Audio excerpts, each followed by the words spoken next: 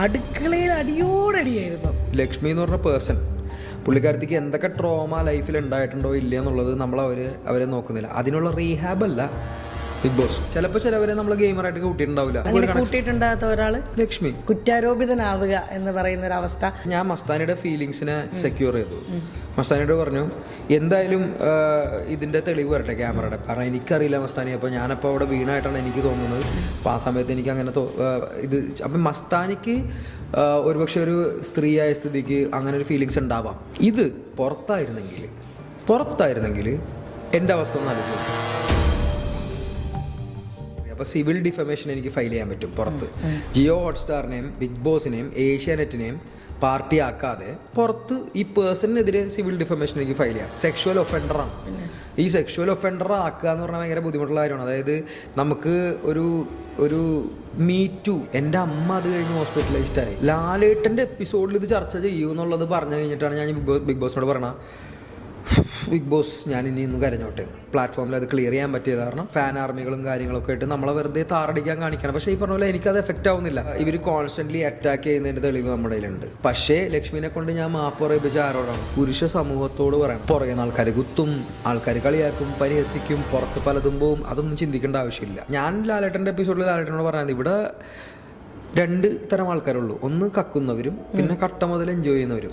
അല്ലാതെ ഇതിനിടയിലുള്ള ആൾക്കാരില്ല. ഇപ്പം അവിടെ പല ഗ്രൂപ്പ്സ് ഉണ്ടാവും, പല ഇടിയുമ്പോഴൊക്കെ ഉണ്ടാവും. പക്ഷേ രാത്രി കക്കുമ്പോഴൊക്കെ ഒരുമിച്ചായിരിക്കും. എങ്ങനെയാണ് ഉള്ളിലേക്ക് കയറിയത് ആ വിലയുടെ തന്നെ പുറത്തേക്ക് വരണം. അങ്ങനെ ആ ആഴ്ചയിലെ ഇടികളൊക്കെ നോക്കിക്കഴിഞ്ഞാൽ മിക്കതും നമ്മൾ ഉണ്ടാക്കിയായിരിക്കും. ഞാൻ പുള്ളി ആവുന്നില്ലല്ലോ. ഈ പറഞ്ഞ പോലെ നിങ്ങൾ ട്രൈ ചെയ്യൂ, പ്ലീസ് കീപ് ട്രൈ. സമൂഹത്തിന്റെ കാഴ്ചപ്പാടിൽ നല്ല ചിരിച്ച് സന്തോഷമായിട്ടിരിക്കുന്ന ഒരാണിനെ എന്തെന്ന് വിളിക്കും? കഞ്ചാവ്. നല്ല ചിരിച്ച് ഇൻഡിപെൻഡൻ്റ് ആയിട്ട് സന്തോഷമായിട്ടിരിക്കുന്ന ഒരു പെണ്ണിനെ എന്ത് വിളിക്കും? പോക്കീസ്. ഇതെല്ലാം കഴിഞ്ഞ് വന്ന ആളാണ്. പിന്നെ ആ ഗെയിം കളിക്കാമെങ്കിലാണ്. പിന്നെ ഇത് ഓൺലൈൻ കിടന്ന് ഈ പറഞ്ഞ പോലെ ഇന്നലെ പെയ്ത മഴയിൽ പൊങ്ങിയ തവളകൾ കിടന്നിട്ട് കോമള വിട്ട് കഴിഞ്ഞാൽ എനിക്കൊന്നുമില്ല. എനിക്ക് പുച്ഛം മാത്രമേ ഉള്ളൂ. ഹലോ, ഹായ്, നമസ്കാരം. ഞാൻ നിങ്ങളുടെ സ്വന്തം വീണ നായരാണ്. ബ്ലാ ബ്ലാ വീണയുടെ മറ്റൊരു അടിപൊളി എപ്പിസോഡിലേക്ക് എല്ലാവർക്കും സ്വാഗതം. ഇനി ചാനൽ ആരെങ്കിലും സബ്സ്ക്രൈബ് ചെയ്യാനുണ്ടെങ്കിൽ ചാനൽ സബ്സ്ക്രൈബ് ചെയ്യുക. തൊട്ടടുത്ത് കാണുന്ന ബെല്ലൈക്കനോട് അമർത്തണം. കാര്യം നമ്മുടെ അപ്ഡേഷൻസ് കറക്റ്റായിട്ട് നിങ്ങൾക്ക് എത്താൻ വേണ്ടിയിട്ട്. അപ്പോൾ ഇന്ന് എന്നോടൊപ്പം ഇന്നത്തെ എപ്പിസോഡിലുള്ളത് ബിഗ് ബോസ് സീസൺ 7 എനിക്ക് വളരെ കുറച്ച് കണ്ടസ്റ്റൻസിനെയാണ് ഒരുപാട് ഇഷ്ടമുള്ളത്. അതിലൊരാളാണ് ഒനീൽ, FC ബോയ് അല്ലേ? Welcome. Thank you Veena, thank you. എന്തുണ്ട് വിശേഷം? സുഖം. ബിഗ് ബോസ് കഴിഞ്ഞിട്ടില്ലല്ലോ, നമ്മളിപ്പോഴും ബിഗ് ബോസിൽ തന്നെയാണല്ലോ. ഇൻഫാക്ട് ഇപ്പോൾ അടുത്ത ആഴ്ച വീണ്ടും ബിഗ് ബോസിൽ പോകണം. ആണോ? അതെ, ഫിനാലയുടെ അല്ലേ? അതെ. അതിന്റെ ആഫ്റ്റർ എപ്പിസോഡിലായിരിക്കും എപ്പോഴും അല്ലേ? അപ്പോൾ ഇപ്പോഴും ഏകദേശം ഒരു എന്താ പറയുക, റിയാലിറ്റിയിലേക്ക് വന്നു പറയാം. കുറച്ച് ദിവസം ആയല്ലോ ഇപ്പോൾ വീട്ടിൽ, അങ്ങനെ കുറച്ച് ദിവസം റിയാലിറ്റിയിലേക്ക് വന്നു. പക്ഷെ എന്നാലും ഇപ്പോൾ ഫോണൊക്കെ അങ്ങനെ അധികം ഉപയോഗിക്കാറില്ല. അവിടെ പോയി ഭക്ഷണം തിരിച്ച് മര്യാദയ്ക്ക് കഴിച്ചു തുടങ്ങിയിട്ടില്ല. കുറെ കാര്യങ്ങളൊക്കെ വ്യത്യാസം വന്നിട്ടുണ്ട് ബിഗ് ബോസ് കാരണം. അതേപോലെ തന്നെ കൊണ്ടുപോകാൻ വേണ്ടി തന്നെ വിചാരിച്ചിരിക്കുക. ഇല്ല, ഭക്ഷണം എന്തെങ്കിലും കഴിക്കണം. കാര്യം എന്ന് വെച്ചാൽ നിങ്ങളുടെ ഭക്ഷണം ഭയങ്കര അടിപൊളിയാണെന്നാണ്. ഞാനൊന്നും കഴിച്ചിട്ടില്ല. നിങ്ങളുടെ വീഡിയോസൊക്കെ ഇൻസ്റ്റയിലൊക്കെ കണ്ട സമയത്ത് നിങ്ങളുടെ ഒരു മൊത്തം ഒരു എക്സ്പീരിയൻസ്, ഫുഡിൻ്റെ എക്സ്പീരിയൻസ് ഒക്കെ പറയുന്നതും നിങ്ങൾ ചെയ്യുന്നതും ഒക്കെ കാണുമ്പം നിങ്ങൾ എന്തുമാത്രം ഫുഡിനെ ഇഷ്ടപ്പെടുന്നത് മനസ്സിലാക്കും. അത് എല്ലാവർക്കും കിട്ടുന്ന കഴിവല്ല കുക്ക് ചെയ്യാൻ പറ്റുന്നത് അല്ലേ? ഞാൻ കുക്ക് ചെയ്യും. ഇപ്പോഴും ഞാൻ ആക്ച്വലി കുക്ക് ചെയ്യുമ്പോൾ ഞാൻ കുക്ക് ചെയ്തത് കഴിക്കുന്ന വളരെ കുറവാണ്. എപ്പോഴും ഷെഫുമാരുടെ കാര്യം ചോദിച്ചു കഴിഞ്ഞാൽ നമ്മൾ ലാസ്റ്റ് റെസ്റ്റോറൻ്റൊക്കെ പൂട്ടി കഴിഞ്ഞിട്ട് 2 മണിക്കൊക്കെ എന്തെങ്കിലുമൊക്കെ പുറത്തുനിന്ന് ചപ്പിയോറ് മേടിച്ച് തിന്നെന്ന് പറയാം. ആ സമയത്ത് ഒന്നും ഉണ്ടാവില്ല. യൂഷ്വലി റെസ്റ്റോറൻറ്റ് ലൈഫിൽ യൂസ്ഡ് ആയി കഴിഞ്ഞാൽ നമ്മൾ ഒരുപാട് പേർക്ക് ഭക്ഷണം വെച്ചു കൊടുക്കും. അവരുടെ സന്തോഷം അതാണ് നമ്മുടെ അവർക്ക് വയറെന്നറിയാം. അവരുടെ സന്തോഷം അവരെ അപ്രീഷിയേറ്റ് ചെയ്ത് നമ്മളെ പറ്റിയൊക്കെ തന്നെ കുറേ 2-3 വാക്കുകൾ പുകഴ്ത്തിയൊക്കെ പറയും, ഓ ഷെഫ് ഇത് സൂപ്പറായിട്ടുണ്ട്, എങ്ങനെ ഇത് ചെയ്തു, എങ്ങനെ അത് ചെയ്തു. അപ്പം യൂഷ്വലി എൻ്റെ ഒരു റിസർച്ച് ഏരിയ എന്ന് പറഞ്ഞാൽ കൾണറി ആന്ത്രപ്പോളജി, ഒരു പ്രത്യേക ഏരിയയാണ്. അതായത് ഫുഡിനെ ഒരു വേറെ രീതിയിൽ തന്നെ കാണാനുള്ള രീതിയിൽ നമുക്കിപ്പോൾ യൂഷ്വലി ഹിസ്റ്ററിയിൽ പ്രകാരം ഇപ്പോൾ ഒരു റെസ്റ്റോറൻറ്റിൽ പോയി കഴിഞ്ഞിട്ട് മെനു എടുത്ത് നോക്കി കഴിഞ്ഞാൽ സിറിയൻ ക്രിസ്ത്യൻ, മലബാർ മാപ്പിള, ഇതാണ് കേരള കുസീൻ. അപ്പോൾ ഇത് പറയുമ്പോഴത്തേക്കും വേറെ കുറേ കമ്മ്യൂണിറ്റീസിന്റെ ഫുഡ് റെപ്രസെന്റഡ് അല്ല, അല്ലെങ്കിൽ വേറെ കുറേ പ്രദേശങ്ങളുടെ റെപ്രസെന്റഡ് അല്ല. ഇപ്പം മലബാർ മാപ്പിള ഫുഡ് എന്ന് പറയുമ്പോൾ കുറച്ച് ഏരിയാസ് മാത്രമേ ഉള്ളൂ. സിറിയൻ ക്രിസ്ത്യൻ എന്ന് പറയുമ്പോൾ എവിടത്തെ സിറിയൻ ക്രിസ്ത്യൻ, ഇപ്പൊ തൃശ്ശൂരിലുള്ള സിറിയൻ ക്രിസ്ത്യൻ കുക്ക് ചെയ്യുന്ന പോലെ അല്ല കോട്ടയത്തുള്ളത്. അപ്പൊ അങ്ങനെ അപ്പൊ ഈ ഒരു അനോമലി നമുക്ക് എപ്പോഴും ഉണ്ടാവും മനസ്സിൽ. അതായത് റെക്കോർഡഡ് ഹിസ്റ്ററി പ്രകാരം നമ്മുടെ ഹിസ്റ്ററി ഒക്കെ റെക്കോർഡ് ചെയ്തേക്കുന്ന ബ്രിട്ടീഷുകാരാണല്ലോ. അതിന് മുന്നുള്ള ഹിസ്റ്ററീസ് എല്ലാം പോയിട്ടുണ്ടാവും. അപ്പോൾ ആ സമയത്ത് ഹിസ്റ്ററീനെ സ്വാധീനിക്കാൻ പറ്റിയ ആൾക്കാർ എഴുതിയ ഒരു ഹിസ്റ്ററിയാണ്. അപ്പം നമ്മൾ അതിൽ നിന്നും സർക്കംവെന്റ് ചെയ്ത് ആൾക്കാരുടെ ഭക്ഷണ രീതികൾ ഇങ്ങനെ മാറി. ഇപ്പം നമ്മൾ കേരളത്തിന്റെ ടോപ്പോഗ്രഫി എടുത്തു കഴിഞ്ഞാൽ മലയോര പ്രദേശത്തിൽ വേറെ ഭക്ഷണമാണ്. അതെ, ഭയങ്കര വ്യത്യാസം. പിന്നെ നമ്മൾ ഈ 6 മാസം മൺസൂൺ ഉള്ളൊരു സ്റ്റേറ്റ് ആയതുകൊണ്ട് നമ്മൾ ഫുഡ് പ്രിസർവ് ചെയ്യുന്ന ശീലങ്ങളുണ്ട്. ഉണക്കിറച്ചി അല്ലെങ്കിൽ കപ്പ, ഉണക്കക്കപ്പ, ഇതൊക്കെ മലയോര പ്രദേശങ്ങൾ. പിന്നെ താഴ്ത്തു വരുമ്പോഴത്തേക്കും നമുക്ക് ഈ പറഞ്ഞ പോലെ വാലീസ്, അപ്പൊ അവിടെയൊക്കെ ഇപ്പൊ കോട്ടയം അങ്ങനെയുള്ള ഏരിയ, ലാൻഡ് ലോക്ക്ഡ് ഏരിയാസിൽ വേറെ ഭക്ഷണം, പത്തനംതിട്ട വേറെ ഭക്ഷണം, കൊച്ചിയിലേക്ക് വരുമ്പോൾ കോസ്റ്റൽ. അപ്പൊ യൂഷ്വലി ഇപ്പൊ നമ്മളിവിടെ വെജിറ്റേറിയൻ ആയിട്ട് കൂട്ടുന്ന ഒരു സംഭവമാണ് ചെമ്മീൻ. എൻ്റെ അമ്മയൊക്കെ ഭക്ഷണം തരുമ്പോഴത്തേക്കും ബീൻസും ചെമ്മീൻ, കൂർക്ക ചെമ്മീൻ, അല്ലെങ്കിൽ അപ്പം ഈ ചെമ്മീൻ എന്ന് പറഞ്ഞത് അതൊരു വെജിറ്റേറിയൻ ഐറ്റമായിട്ട് കൂട്ടിയേക്കണം, വീടിൻ്റെ ഒരു ഐറ്റമായിട്ട് കൂട്ടിയേക്കണത് കൊച്ചിയിൽ. എങ്ങനെയാന്ന് വെച്ചാൽ എല്ലാവരും കോസ്റ്റായിട്ട് ബന്ധപ്പെട്ട് ജീവിക്കുന്ന ആൾക്കാരാണ്. അപ്പോൾ ചെമ്മീൻ അവർക്കൊരു പുതിയ സംഭവമല്ല, ഭയങ്കര അവൈലബിലിറ്റി കൂടുതലാണ്. അപ്പോൾ ഓരോ സ്ഥലങ്ങളിലും ഓരോ പ്രദേശങ്ങളിലും അവരായിട്ടുള്ള കുസീൻ ഉണ്ട് ഡെവലപ്പ് ചെയ്തത്. അപ്പോൾ ഞാൻ പറയുന്ന പ്രത്യേകിച്ച് ഏരിയയിൽ ഇപ്പോൾ അമ്മ ഭക്ഷണം ഉണ്ടാക്കി തരുന്ന രീതിയിൽ ഒരു കറി ഞാൻ ചെറുപ്പം തൊട്ട് കേൾക്കണ പേരാ വിന്താലു. ഈ ഞാൻ വിചാരിച്ചു പിന്നെ ഗോവയിൽ മാത്രമേ ഈ സാധനം ഉള്ളൂ, അത് ബ്രിട്ടീഷുകാർ എഴുതി വെച്ചിരിക്കുന്നത്. നമ്മളിപ്പോൾ പുറത്ത് ഞാൻ UK ലായിരുന്നപ്പോഴും വിന്താലു എന്ന് ഓർഡർ ചെയ്താൽ എനിക്ക് ഗോവൻ വിന്താലു കിട്ടുള്ളൂ. അപ്പോൾ അങ്ങനെയൊക്കെ ആ സമയത്ത് നമ്മൾ ചിന്തിച്ചു എന്തുകൊണ്ട് കൊച്ചിയിലുള്ള ഇപ്പം എല്ലാവരും നമ്മളെല്ലാവരും ജനിച്ച് വളർന്ന് കഴിക്കുന്ന സാധനങ്ങൾ. അപ്പോൾ എല്ലാവരും ഒരു ഫോർട്ട് കൊച്ചിക്കാരൻ കൂട്ടുകാരനുണ്ടെങ്കിൽ വീട്ടിൽ വരുമ്പോൾ വിന്താലു തരും. അപ്പോൾ നമ്മളുടെ ഒരു പ്രൈസ്ഡ് ഡിഷാണ്. അപ്പം മമ്മിയുടെ വിന്താലു ആണെങ്കിൽ നമ്മൾ ചെറുപ്പം തൊട്ട് കഴിച്ചു വരുന്ന ഒരു കാര്യം ആയതുകൊണ്ട് ഞാൻ വിചാരിക്കുക എൻ്റെ വിന്താലു എന്താണ് കേരള കുസീനിലെ ഒരു ഔട്ട്ലൈനിലില്ല. എങ്ങനെ ഉണ്ടാക്കുന്നത് വേഗം പറയാൻ പറ്റുമോ? വേഗം പറയാൻ പറ്റിയെന്ന് പറഞ്ഞു കഴിഞ്ഞാൽ നമ്മുടെ പ്രേക്ഷകർ ഇത് കണ്ടിട്ട് കൊച്ചി വിന്താലുവില് ഒരു പ്രത്യേക ഇൻഗ്രീഡിയന്റ് ഉണ്ട്, മുരിങ്ങയുടെ തോല്. മുരിങ്ങയുടെ തോലിടും ഞങ്ങൾ കൊച്ചിയുടെ വിന്താലുവില്. ആ മുരിങ്ങയുടെ തോലിട്ട് ഉപയോഗിക്കാത്ത വിന്താലുകൾ ശരിക്കുള്ള വിന്താലുവല്ല. അപ്പൊ ഈ മുരിങ്ങയുടെ തോല് ഭയങ്കര ഇമ്പോർട്ടന്റ് ഇൻഗ്രീഡിയന്റ് ആണ്. എന്തുകൊണ്ടെന്ന് പറഞ്ഞാൽ ആയുർവേദം പ്രകാരം മുരിങ്ങയുടെ തോല് ദഹനത്തിന് നല്ലതാണ്. പിന്നെ അത് കൂടാതെ വേറൊരു ഒരു പ്രത്യേകത ഉള്ളതെന്ന് വെച്ച് കഴിഞ്ഞാൽ ഇത് യൂഷ്വലി ഇപ്പൊ വിന്താലു വെക്കുന്നത് ഒന്നെങ്കിൽ പോർക്ക് അല്ലെങ്കിൽ ബീഫിലായിരിക്കും. അപ്പൊ ഇത് ദഹനത്തിന് വളരെ ഇമ്പോർട്ടന്റ് ആണ് ഈ മുരിങ്ങയുടെ തോലിടാന്നുള്ളത്. പിന്നെ അതുകൂടാണ്ട് ഞങ്ങൾ മുസാഡ് എന്ന് പറഞ്ഞ ഒരു പ്രത്യേക സാധനം ഇടും, അതായത് കടുക് അരച്ച് ചേർക്കും. ഇതൊന്നും ഗോവൻ വിന്താലുവിലില്ല. അപ്പൊ ഇങ്ങനെയുള്ള കുറെ ഇൻഗ്രീഡിയൻസ് ആണ് നമ്മുടെ ഏത് കടുക് അരച്ച് ചേർക്കും. പിന്നെ കാശ്മീരി മുളകാണ് ശരിക്കും ചേർക്കേണ്ടത്. അത് ഇത് വിനാഗിരിയിൽ സോക്ക് ചെയ്തിട്ട് വെള്ളം തൊടാതെ വെക്കണം. ആദ്യം ഇത് വിനാഗിരിയിൽ സോക്ക് ചെയ്യോ? എല്ലാം വിനാഗിരിയിൽ സോക്ക് ചെയ്തിട്ടാ ചെയ്യാം. വെള്ളം തൊടാതെ വെക്കേണ്ട കറിയാണ് വിന്താലു, കാരണം ചീത്തായി പോരുത്. ശരിക്കും വിന്താലു എന്ന് പറഞ്ഞ ഒരു പോർച്ചുഗീസ് ടേമാണ്, വീനോ ഡോ ആലോസ് എന്ന് പറഞ്ഞു കഴിഞ്ഞാൽ വൈൻ ആൻഡ് ഗാർലിക്. ഈ വൈനും ഗാർലിക്കും ഇങ്ങനെ പണ്ട് വലിയ യാത്ര ചെയ്യുമ്പോഴത്തേക്കും പ്രിസർവ് ചെയ്യാൻ വേണ്ടി ഉപയോഗിക്കുന്ന ഒരു ബ്രൈനാണ്, ലിക്വിഡാണ്. അപ്പോൾ ഒരു വലിയൊരു ഭരണിയിൽ ഇവർ പോർക്കിന്റെ കഷ്ണമോ അല്ലെങ്കിൽ ഇറച്ചിയുടെ കഷ്ണമോ ഇട്ടിട്ട് അതിനകത്ത് വൈനും ഗാർലിക്കും ഇട്ടിട്ട് കൊണ്ടുവരും. അപ്പോൾ അത് ചീത്താവില്ല. എന്നിട്ട് അതിൽ നിന്ന് ഉണ്ടാവുന്ന കറിയാണ് വിന്താലു കറി. അപ്പൊ അത് ഗോവയിലൊരു കറിയായി, കൊച്ചിയിലൊരു 5-6 തരം കറിയായി. അതായത് കാരണം എന്ന് വെച്ചാൽ ഇത് ഓരോ സിറിയൻ ക്രിസ്ത്യൻസ്, ലാറ്റിൻ കാത്തലിക്സ്, അങ്ങനെ ആംഗ്ലോ ഇന്ത്യൻസ് പലവരും പല രീതിയിലുണ്ടാക്കുക. അപ്പോൾ അതുകൊണ്ടാണ് ആക്ച്വലി ഹിസ്റ്ററിയിൽ റെക്കോർഡ് ചെയ്തപ്പോൾ ഗോവൻ വിന്താലു മാത്രം റെക്കോർഡഡ് ആയത്. നമ്മുടെ കുറേ വിന്താലുകളുള്ള കാരണം ഇവർ തമ്മിൽ അങ്ങോട്ടും ഇങ്ങോട്ടും ഇടിയ ആരുടെ അമ്മ വെച്ച വിന്താലുവാണ് ഏറ്റവും ബെസ്റ്റ് എന്നുള്ള രീതിയിൽ. അപ്പോൾ ഞാൻ ഒരു ദിവസം മമ്മിയോട് ഒരു വാക്ക് കൊടുത്തായിരുന്നു, മമ്മി വെച്ച വിന്താലു ഞാൻ എന്തായാലും ഫേമസ് ആക്കി. ചെറുതായിട്ട് വീട്ടിലൊന്നും ഞാൻ പറഞ്ഞുതരൂല, റെസിപ്പി ഞങ്ങൾ പറഞ്ഞു കൊടുക്കില്ല. ഇല്ല, കാരണം എന്താ വെച്ചാൽ ഞാൻ പറഞ്ഞുതരാം. ഇപ്പൊ എന്റെ മുസാഡ് ഉണ്ട്, മുസാഡ് എന്ന് പറഞ്ഞാൽ മസ്റ്റർഡ് സോസ് ആണ്. അതിപ്പോ ഞാനത് എൻ്റെ കുറെ ഇവന്റ്സ് ഇന്ത്യയിൽ കുറെ സ്ഥലത്ത് ചെയ്തിട്ട് യൂഷ്വലി ഞാൻ ചെയ്യുക വല്ല സ്മോക്ഡ് മീറ്റ് ഒക്കെ ആയിരിക്കും, ബ്രിസ്ക്കറ്റ് അങ്ങനെ ബീഫിന്റെ വലിയ വലിയ സാധനങ്ങളൊക്കെ ആയിരിക്കും ചെയ്യുക. അതൊക്കെ എടുത്തിട്ട് അതിന്റെ കൂടെ നമ്മുടെ ഇങ്ങനത്തെ ഒരു ചെറിയൊരു സോസും കൂടി കൊടുക്കും. അപ്പൊ അത് ശരിക്കും പറഞ്ഞാൽ ജാപ്പനീസ് കുസീനിൽ വസാബി ഇല്ലേ, നമ്മുടെ സൂഷി കഴിക്കുമ്പോൾ ഒരു പച്ച കളർ സാധനം ഉണ്ട് തലക്കടി, ആ സാധനം ഹോസ് റാഡിഷിലെ ഉണ്ടാക്കാം. അപ്പൊ അതാണ് ഈ പറഞ്ഞ പോലെ ആൾക്കാർക്ക് തലക്ക് ഇങ്ങനെ വെക്കും. അതുപോലത്തെ ഒരു സോസാണ് ഈ മുസാഡ്. കൊണ്ടുവച്ചിൽ എല്ലാ കല്യാണത്തിലും, ഒരു ക്രിസ്ത്യൻ കല്യാണത്തിനും പോയി കഴിഞ്ഞാൽ പോർക്കിന്റെ സൈഡിലുണ്ടാവും, പോർക്കിന്റെ സൈഡിലുണ്ടാവും. അപ്പൊ യൂഷ്വലി ഇത് പോർക്കിന്റെ സൈഡിൽ വെച്ചേക്കണ കാരണം ഒരുപാട് ആൾക്കാർ കഴിക്കില്ല. ഓക്കെ, ദഹനത്തിന് വേണ്ടിയുള്ള സാധനമാണ്. ഭയങ്കര എന്താണ് ഒരു തലക്കടിക്കുന്ന ടൈപ്പ് ഒരു ടേസ്റ്റ് ആണ് അതിന്. നമ്മുടെ നാവിലൊക്കെ ഫുൾ ഇങ്ങനെ പടരും. അതിനകത്ത് കടുകുണ്ട്, കാന്താരി മുളകുണ്ട്, പിന്നെ പട്ടയുണ്ട്, പിന്നെ വിനാഗിരി ഉണ്ട്, പിന്നെ കടുക് പരിപ്പാണ് ഉപയോഗിക്കുക. അതായത് കടുക് പരിപ്പ് മഞ്ഞ അതാ ഉപയോഗിക്കുക. അപ്പോൾ ഇത് നല്ല മഞ്ഞ കളർ പേസ്റ്റ്. ഞാനിത് എടുത്തിട്ട് ഇത് ഫ്രഞ്ച് രീതിയിലൊക്കെ ആക്കി മാറ്റി ഹണി മസ്റ്റർഡ് ഡ്രസ്സിങ് ആക്കും, അങ്ങനെ പലതും ചെയ്യും. അപ്പോൾ ഈ സംഭവം നമുക്ക് വെറുതെ ഈ കല്യാണത്തിന് പോർക്കിൻ്റെ അടുത്ത് വെക്കണ ആരും ഉപയോഗിക്കുന്നില്ല. ഞാനിത് നമ്മുടെ ഇവിടെ ഗോത്തുരുത്ത് അവിടെയൊക്കെ പോയി റിസർച്ച് ചെയ്ത് കുറേ അമ്മച്ചിമാരെ ഇന്ന് റെസിപ്പിയൊക്കെ എടുത്തിട്ട് ഞാൻ എൻ്റെ ഇവൻറ്റ്സിലൊക്കെ വെക്കും. ഇതിനകത്ത് എൻ്റെ ഇവൻറ്റ്സിൽ വെക്കുമ്പോൾ ബോംബെയിൽ ഒരു ഇവൻറ്റിലായിരിക്കും. അപ്പോൾ ഒരു പോക്ക് പാവ് എന്ന് പറഞ്ഞൊരു സാധനം ചെയ്തായിരുന്നു, അതിൻ്റെ കൂടെ ഇത് ചെയ്തു. അല്ലെങ്കിൽ സ്മോക്ക് ബീഫ് ബ്രിസ്ക്കറ്റ് സാൻഡ്വിച്ചിൽ ഇറ്റാലിയൻ ബ്രെഡിലൊക്കെ വെച്ച് കൊടുക്കും. അപ്പോൾ ആൾക്കാർ ഇത് ചെയ്ത സോസ്. അപ്പോൾ ഞാൻ പറയാം എൻ്റെ നാട്ടിലുള്ള സോസാണ്, അത് കൊച്ചിയിലെ കുസീനിലുള്ളതാണ്. അങ്ങനെ ഇപ്പോൾ അത് ഇന്ത്യയിലെ ഏറ്റവും ബെസ്റ്റ് റെസ്റ്റോറൻ്റ് ഉണ്ട്, മാസ്ക് എന്ന് പറഞ്ഞിട്ട് ബോംബെയിൽ.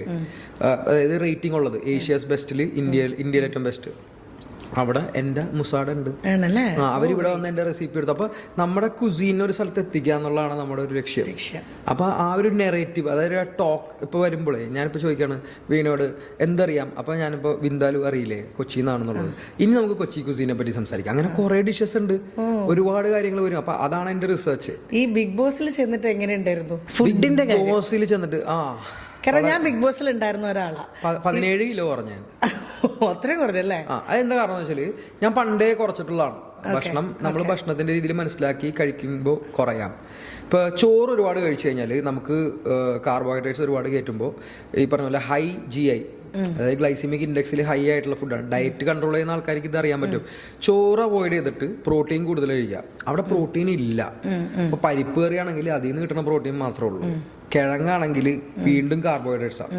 അപ്പോൾ ഞാൻ എന്ത് കഴിക്കണം എന്ത് കഴിക്കണ്ട എന്നുള്ളത് ഞാൻ തീരുമാനിക്കും. അപ്പോൾ ബിഗ് ബോസിൽ വെച്ചിട്ട് നിങ്ങൾക്ക് ഏറ്റവും അധികം നമ്മൾ കണ്ടുകൊണ്ടിരുന്നപ്പം ഞാനുള്ളപ്പോഴും അത് തന്നെ ഫുഡിനൊരു പ്രശ്നം തന്നെയായിരുന്നു. ഭയങ്കര പ്രശ്നമായിരുന്നു ഫുഡിന്. ശരിക്കും അടുക്കളയിലാണ് ഏറ്റവും സന്തോഷം വേണ്ടത്. ഈ വട്ടത്തെ ബിഗ് ബോസിൽ അടുക്കളയിൽ അടിയോടടിയായിരുന്നു. അത് പ്രധാനപ്പെട്ട ഘടകം ഫുഡാണ്. അത് വളരെ സിമ്പിളാണ്. ഈ വർഷത്തെ ഫോർമാറ്റ് പഴയ ഫോർമാറ്റുകളിൽ നിന്ന് വ്യത്യാസമുണ്ട്.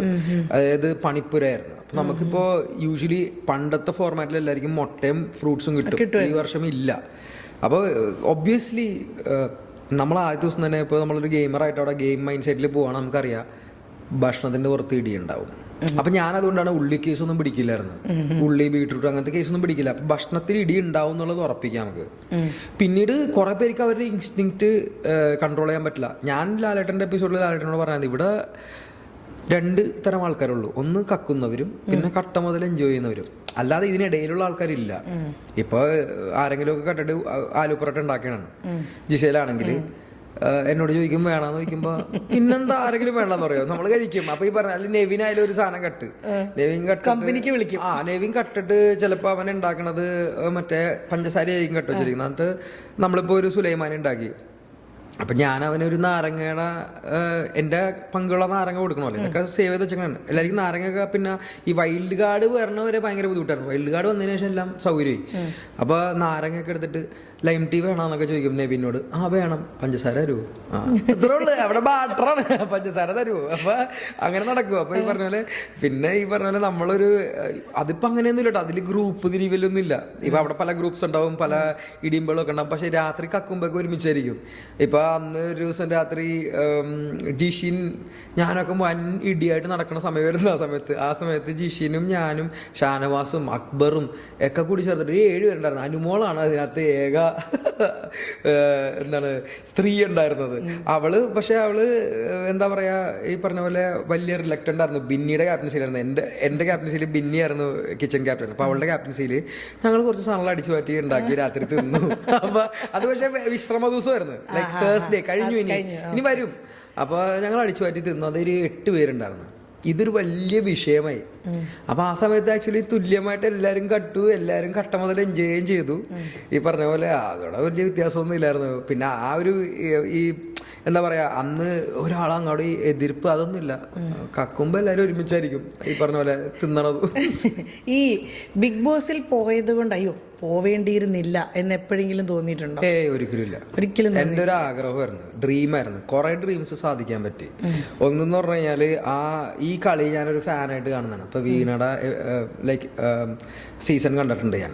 ആ സീസണിൽ മറ്റേ നമ്മുടെ കാരണം ഞാനൊരു മിമിക്രിക്കാരനായതുകൊണ്ട് നമ്മുടെ പാഷാണ് ഷാജി പുള്ളിനെ കണ്ടു കഴിഞ്ഞാൽ ഉറപ്പായിട്ടും ഞാൻ ഈ പറഞ്ഞ പോലെ എന്താണ് പുള്ളി ചെയ്യാൻ പോണത് എന്നൊക്കെ ഉള്ളത് കാണുമല്ലോ.